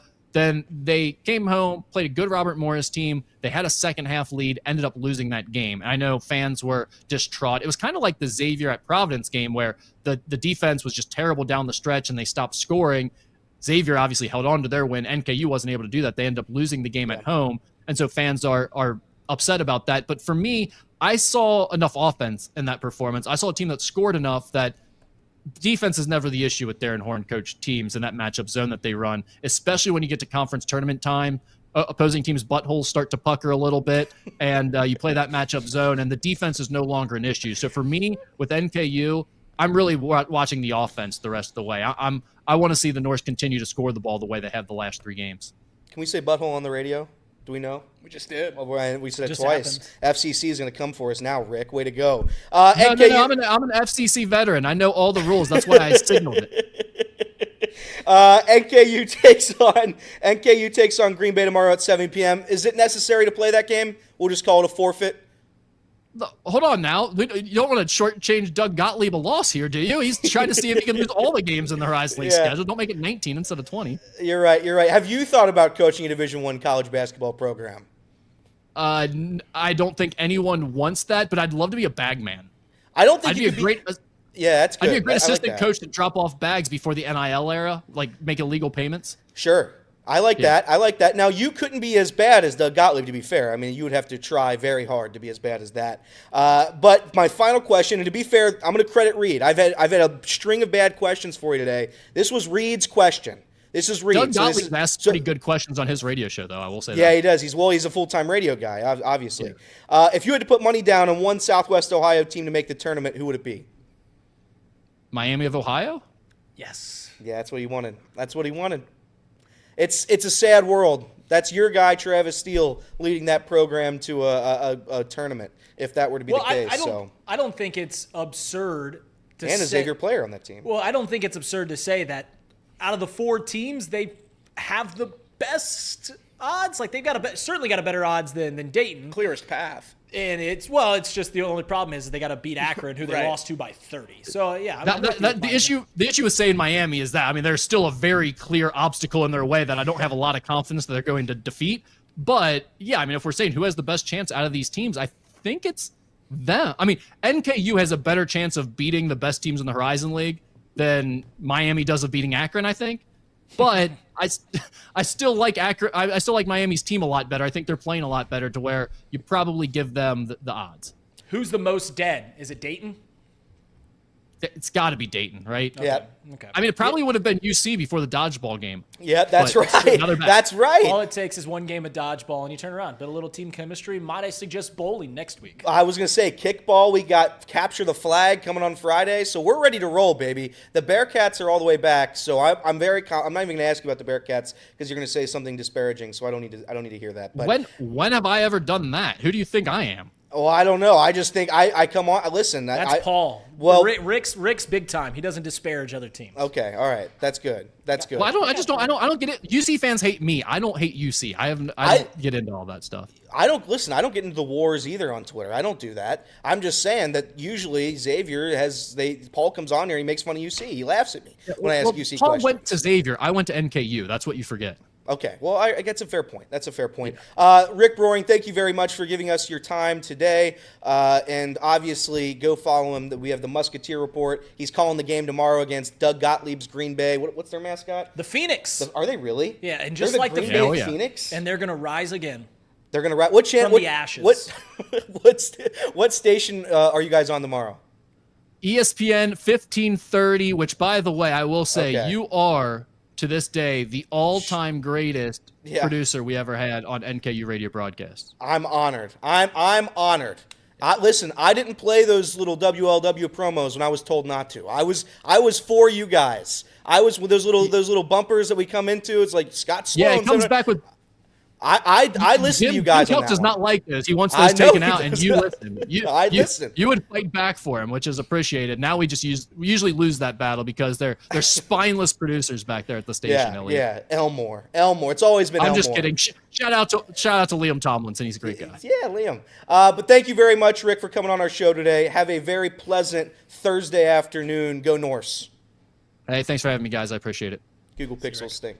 ESPN 1410, Wing AM, Chatterbox Sports, Off the Bench. We're going to head to a break. We'll be right back with you.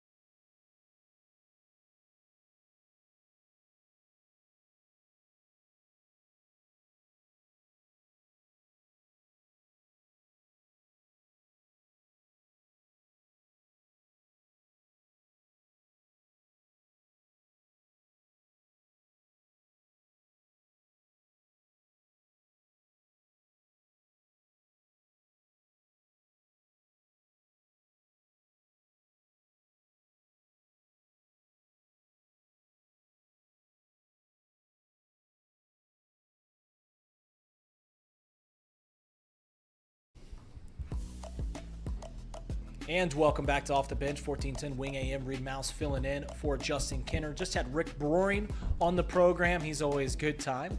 It was a lot of fun. He was giving Elliott a hard time, but I tried my best. Isn't this about effort? The way I do these interviews is I have like a set plan. It's a little bit harder when we have guests because we got to like throw it around the room. So my plan was to ask just a generic question, and then it was going to go to Reid, but I had to reset. I had to recalculate, and it rattled me a little bit. I think the issue was that you didn't reset. Well, I reset it in a way that is best possible. Like I had other questions written, but like my brain, I'm OCD, so I have to keep it in the same vein. I thought it was great. I thought that interview was great. I thought it was a lot of fun. I think he was way more fun the last time we had Paul on when Paul made fun of me for my big question. we get rattled on. You know who has a bad showing on these shows is my deodorant, because I always show this off. It's just bad. It's just bad every single time. But there was breaking news during that segment. Jacob? There was. The Jets informed Aaron Rodgers that they will be moving in a different direction at quarterback next season. So Aaron Rodgers will be released. It's assumed he will be a post-June 1st cut, which means they'll carry a $21.5 million cap hit until June 1st. Then that'll go to $14 million, saving $9.5 million, and then $35 million next year. So close to a $49 million total there against the cap for moving on from Aaron Rodgers. He did say that he intends to play again, or that he intends to think about playing again. I forget what the exact verbiage was, but if he's flying back from the vacation to meet with the Jets in New Jersey to find out whether or not he's going to be their quarterback, that certainly leads me to believe he's interested in playing next year. I think that's probably going to be looking at one of these quarterbacks that shouldn't be a first-round pick going in the first round, and then a team signing Aaron Rodgers to be the veteran that leads them along. That would be my guess. What team, if you had to put some coin on it, if you had to sprinkle some scratch on a team that Aaron Rodgers is going to go to, who would be your best guess? Because I think there's a lot of options here. My biggest nightmare ever is that he plays for the Pittsburgh Steelers and he beats us twice. I don't think that's going to happen. I think that's not really I would be very shocked if that happened. Some teams that come to mind are the Raiders currently have no team. I don't think Brady would do it. You think Brady holds some bad blood over a guy that he's got 6 more rings than? Well, why would Brady? He's trying to build something there. I don't think he's gonna get a 40-year-old quarterback to match with a 70-year-old coach. Okay, so let me throw this one out here. Nashville goes Tennessee. I don't think Brian Callahan, because I think every young head coach gets one stab at a young quarterback, and I don't think this is the draft to do it. With all due respect to Shedeur Sanders and Cam Ward, I don't think this is the draft that you put your career on the line for. And I know there's already been rumor. I think Aaron has a house down in Nashville. There's a lot of things that make a whole lot of sense there. Yeah. I think Tennessee's a pretty good pick if he's going to go somewhere. I think Tennessee's a great pick. I think if you do take a Cam Ward or a Shedeur Sanders, a way for Brian Callahan to extend that leash a little bit is you take Aaron Rodgers and put him in there. So I think that would be a great help to those young quarterbacks. I don't know where else he would go. I don't really know what the draw is to him anymore. You thought he could fix a team that was thought to be a quarterback away, and that obviously didn't work in New York. I will say this, I don't think Aaron Rodgers is going to go play for a loser. I don't think he's going to go play for the Tennessee Titans. I don't think he's going to go play for a team that has 0.0% chance. He just went to the second biggest loser but the Jets, in the league. The Jets had a great defense. The Jets had players. They were billed as a quarterback away when they signed him. Correct. Okay. Like the Jets. I mean, now obviously I don't think very highly of the Jets at all, but not that anybody has over the last 20 years. But that team last year or 2 years ago, whenever he signed, was Aaron Rodgers away. Obviously, didn't work out. Complete the circle. I will say this kind of broke. Yes, this kind of broke during the show. It's not really breaking news at all. But the Steelers are interested in your guy, Trevor Lawrence. They've made pushes or made calls about trading a couple firsts, I believe, for Trevor Lawrence. Jags would have a $120 million cap hit. There's no chance that happens. Yeah. There's no chance that happens, but that's nightmare fuel too. Because we can say Trevor Lawrence stinks, and he has for the most part of his career. But I don't think it'd shock anybody in this room, anybody watching this show, if he figures it the F out. No, yeah. I don't think it would at all. You're not the best quarterback prospect out of high school, out of college, and then you turn into a dud in the NFL. I think that the story is that he really just doesn't work that way. To be great at the professional level, you gotta want it. And I don't know it without knowing Trevor Lawrence that well. From what I hear, doesn't want it that much. So we'll see. The thing about Aaron Rodgers he doesn't want to go to a loser. This is what I always said about him going to the Jets. Is if you want to compare it to what Tom Brady did leaving the Patriots, where did Tom Brady go? He went out of the AFC. He went to a team in a division that is terrible, in a team that was built up pretty much already for success. Yep. Now, you can say that the Jets were already there. They were built for success for Aaron.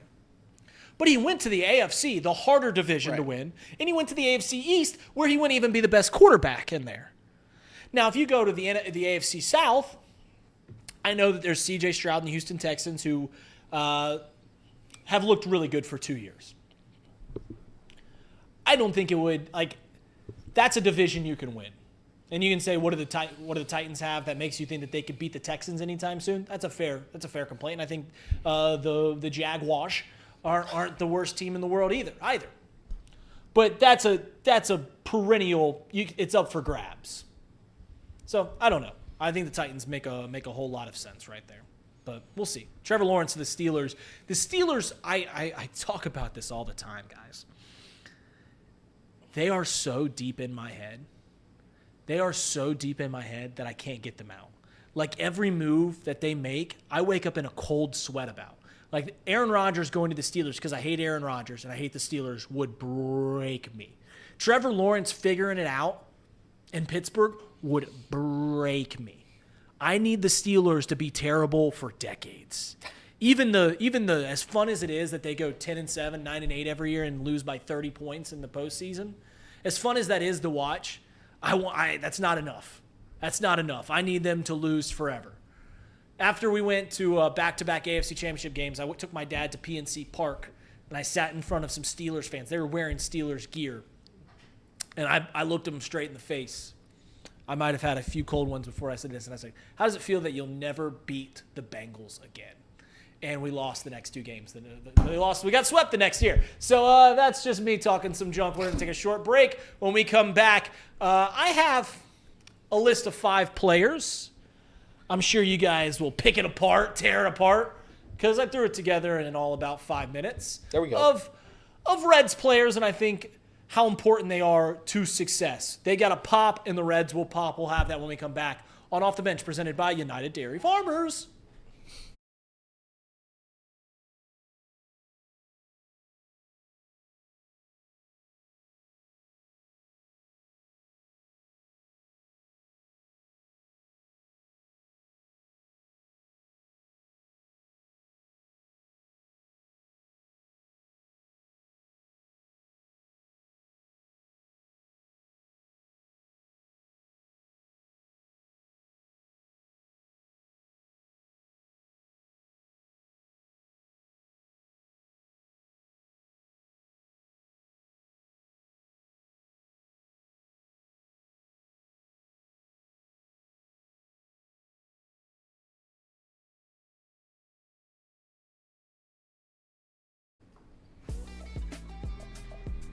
Off the Bench, presented by United Dairy Farmers, 1410 Wing AM. Reid Maus filling in for Justin Kinner.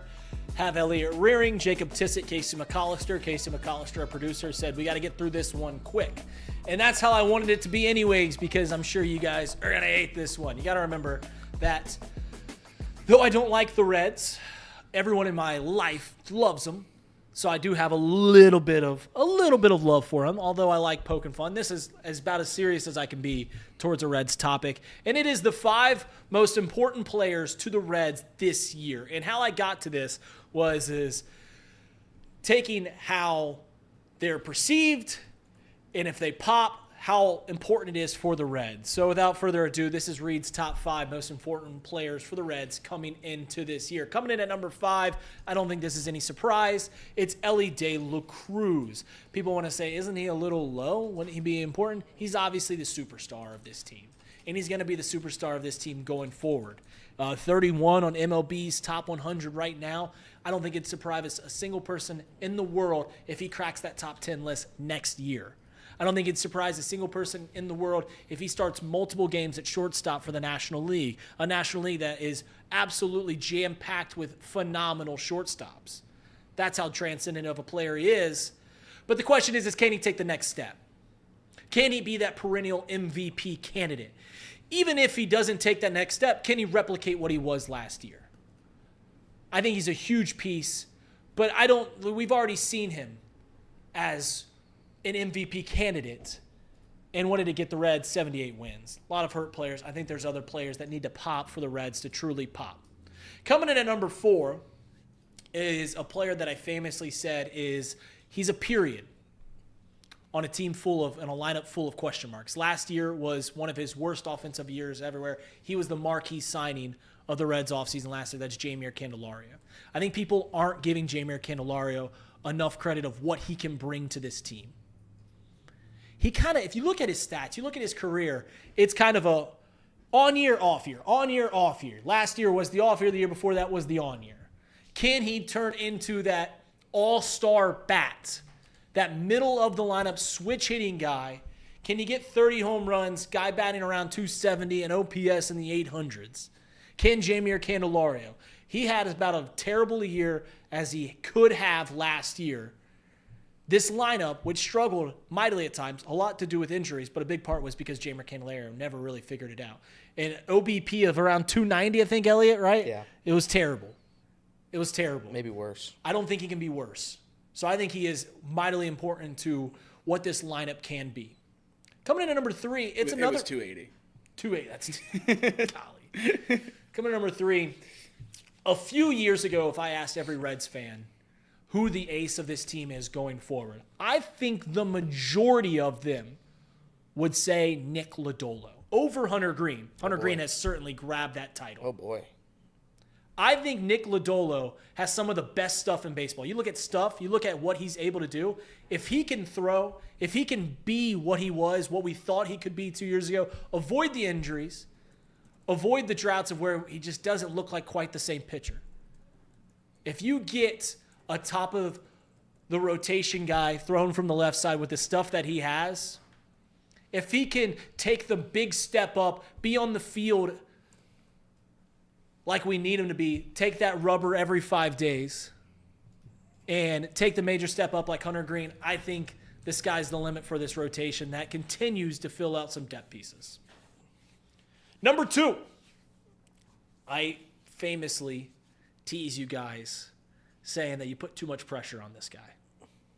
Matt McClain, based off his 2023 season, it's not hard to see why you can get excited about Matt McClain. He was on pace for, I think, a 7-win season. 7 WAR with 30 home runs, 100 RBIs as a second baseman. That's, if you can put that kind of offensive output from second base, you're on the short list. Maybe Ketel Marte is better than him, Jose Altuve-esque. Even if his power isn't there, 30 home runs, and that's not even the hallmark of his game, I think the Reds have the best middle infield in the National League Central, and that's with my Cubs having Dansby and Nico. That's with some really good middle infields. It wouldn't be surprising to see that just soar for the Reds.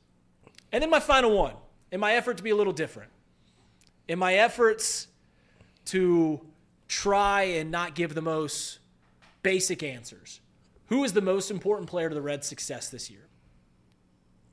It's the guy that hit in the middle of the lineup on opening day last year and had one of the worst months we've ever seen. Christian Encarnacion Strand.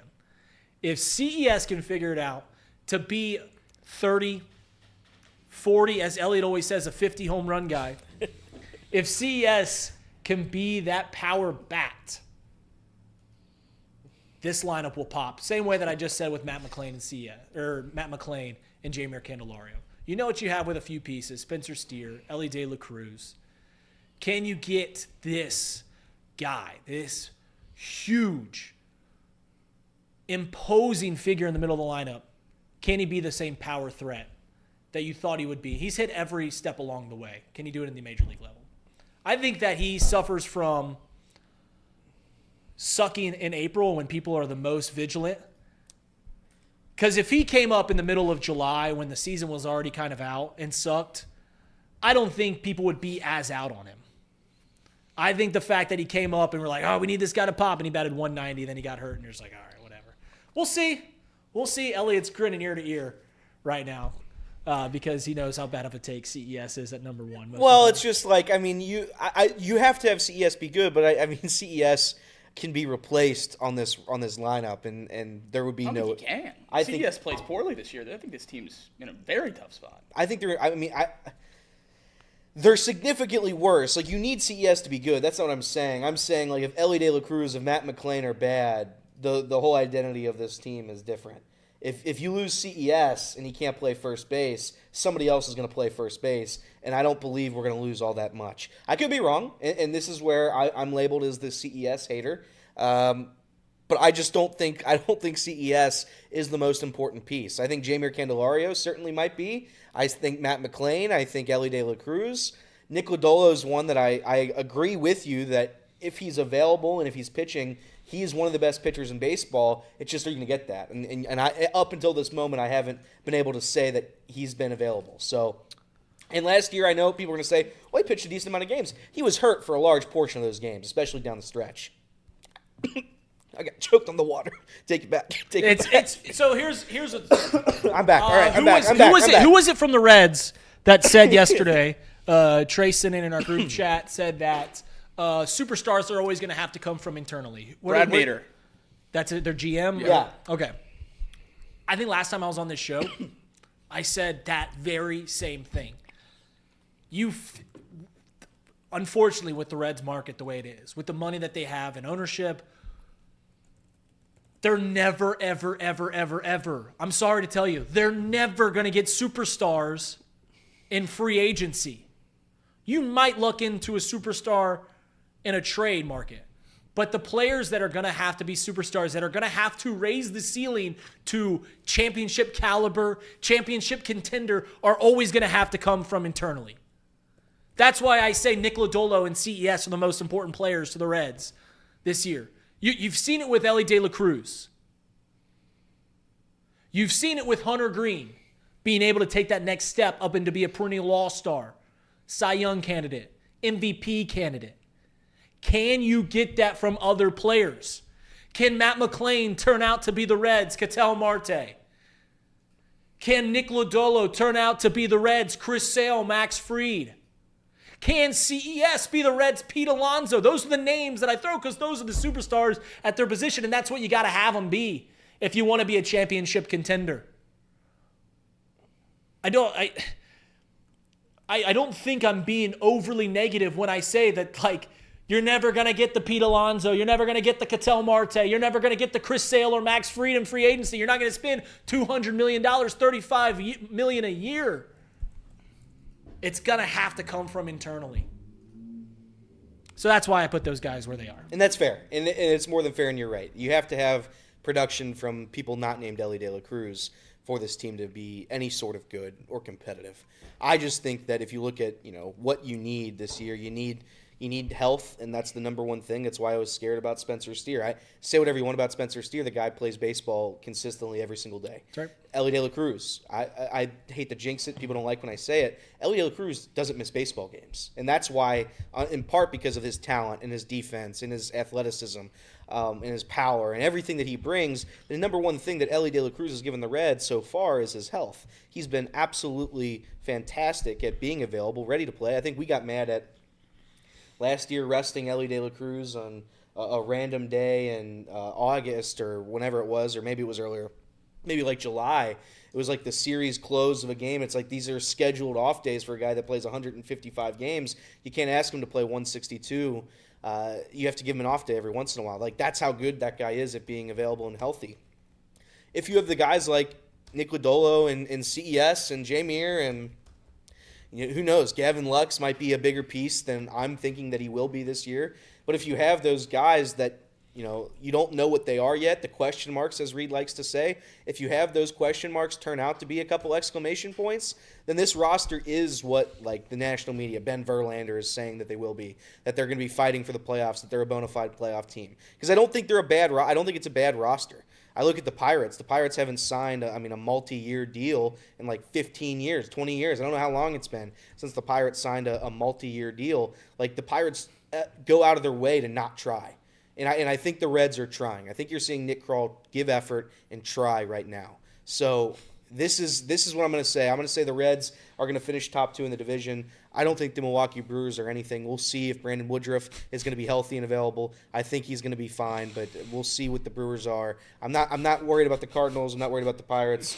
The Cubs, they are fine. But I'm going to say that the Cincinnati Reds with all of the players and all the question marks, as Reid likes to say. They're going to finish for the playoffs, and that's what it's going to be. Fight for the playoffs. This supposed to be an 8-minute segment. You just talked for 7 minutes in the last minute of the segment. Off the bench, presented by United Dairy Farmers, 1410 Wing AM.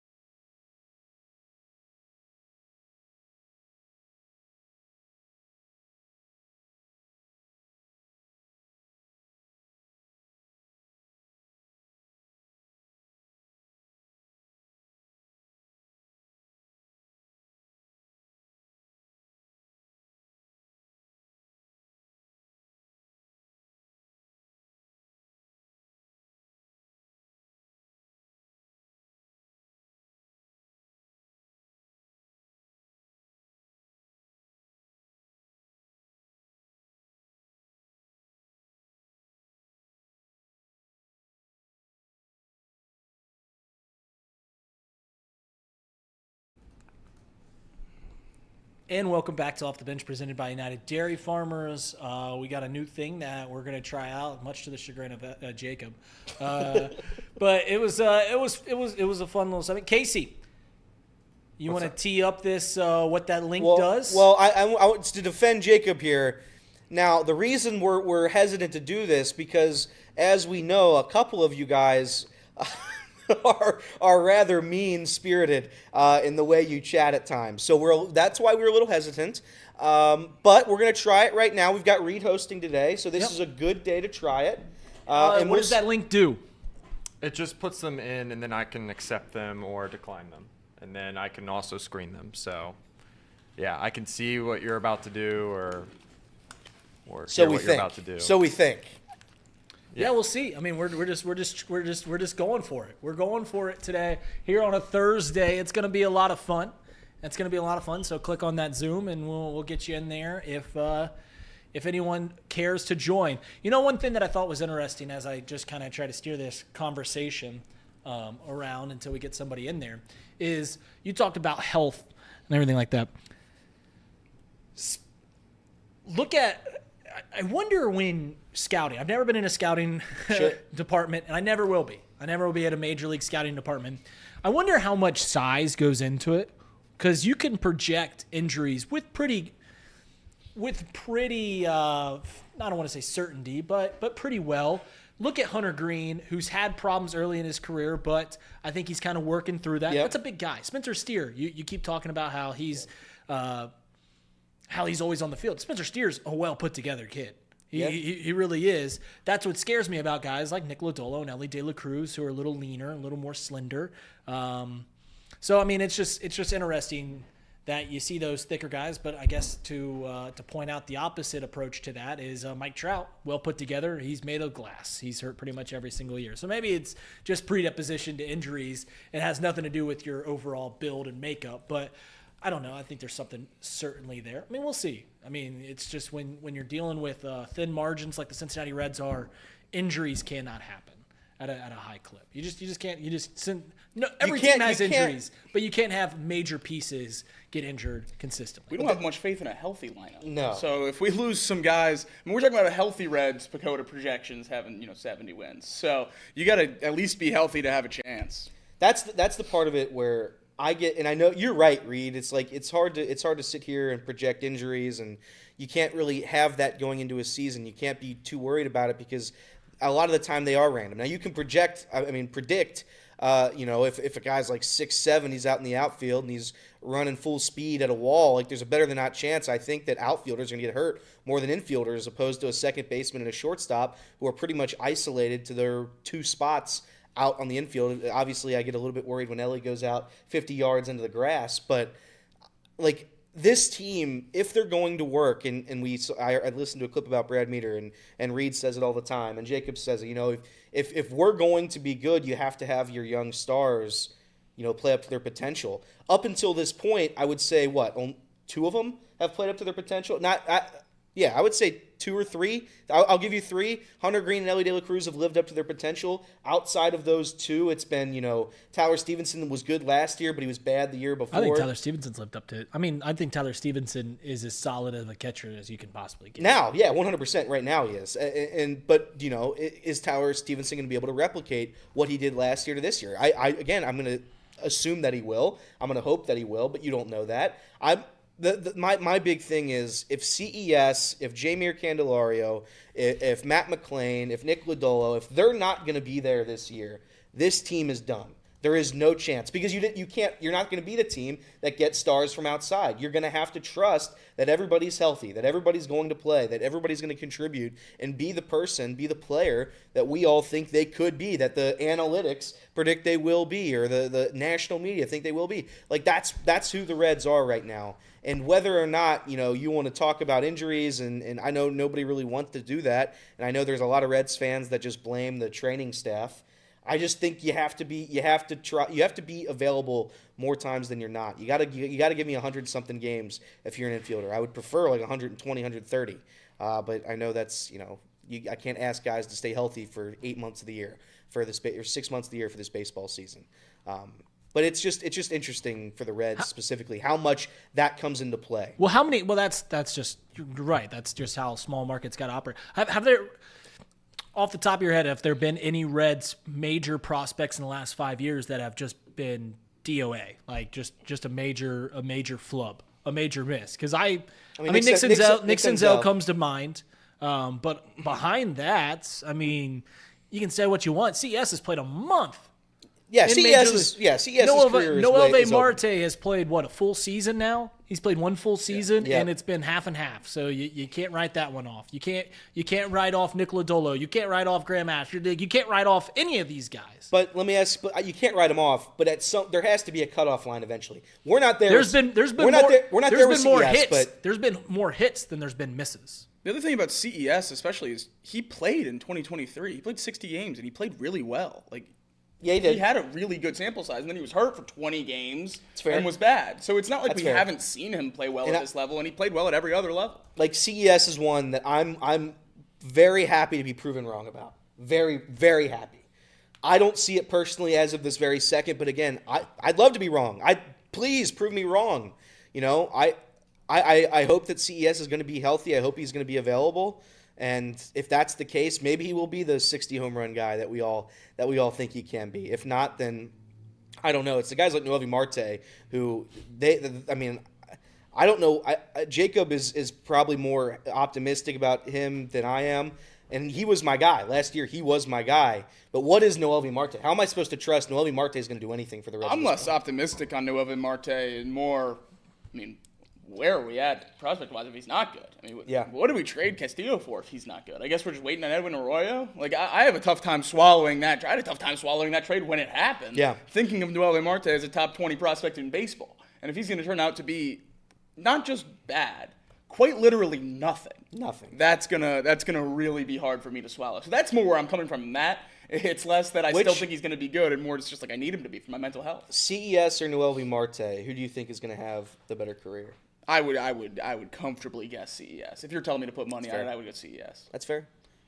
And you could be right, and I want to be wrong about CES. I want to be wrong about that, by the way. Yeah. Because I think if you asked me that a year ago, I would say Marte's ceiling is much, much higher than CES's. We also don't know what Terry Francona is going to do. Again, you guys know my opinion on managers, but Terry Francona certainly will have a different vibe than David Bell with these young players. I can't argue with what he did in Cleveland. You certainly can't argue with what he did in Boston. I think there's a chance that Terry Francona, you're going to see a new, not completely new Reds team, but I think the style of which they play will change a little bit, and maybe that prevents more injuries. I don't know. Maybe it's the aggressiveness that causes injuries. I really don't know what happens to the Reds if it's just perennial bad luck. But you start to lose the argument of bad luck with injuries when it happens every single year. And that's what it's happened for the past 3 years. It's just injuries riddle the core, and you have nothing left because you don't spend money. And unfortunately, that's the risk you run. You think the apple's rotten straight to the core. Doing a Charlie XCX Brat Summer. Charlie? What? I don't know. What's You said- going on? I missed that one. You said, what's you going said on? it's injured straight to the core. We got to wrap up the show anyway. So I was Okay. just trying to give a terrible thing. Well, it's injured to the core. The core being I see what you're doing. I see. I've caught up. Okay. You know what is funny? I've brought this up before. Is all last summer I fought for the David Bell should be fired camp, and then he gets fired, and Terry Francona gets hired, and immediately the first text I get is from Elliot just going, Reid, don't say anything. Like just let me have this. Just am I not allowed to have this? Can I have one thing? Can I have one thing? Did you think the Reds would sign Terry Francona? I didn't care. Outside The of the fact, argument- outside of the fact that you didn't care. So Outside of the argument, the fact that you didn't care.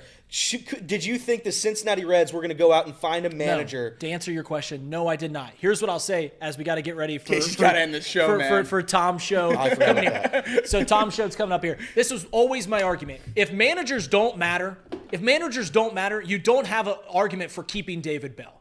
So if they never mattered to begin with, let's just get somebody else, try something else out there, at least appease us. There was no argument to keep David Bell. There was only arguments to get rid of him. And if your only argument is to keep him is they don't matter, then I would say let's get a monkey. Let's just take someone from the zoo. Let's take someone from the zoo, put a hat. It'll be really cute. We can sell bobbleheads all the time. Maybe people come out to the stadium and get 2 million people to show up to Great American Ballpark. Robbie Williams. But it didn't matter.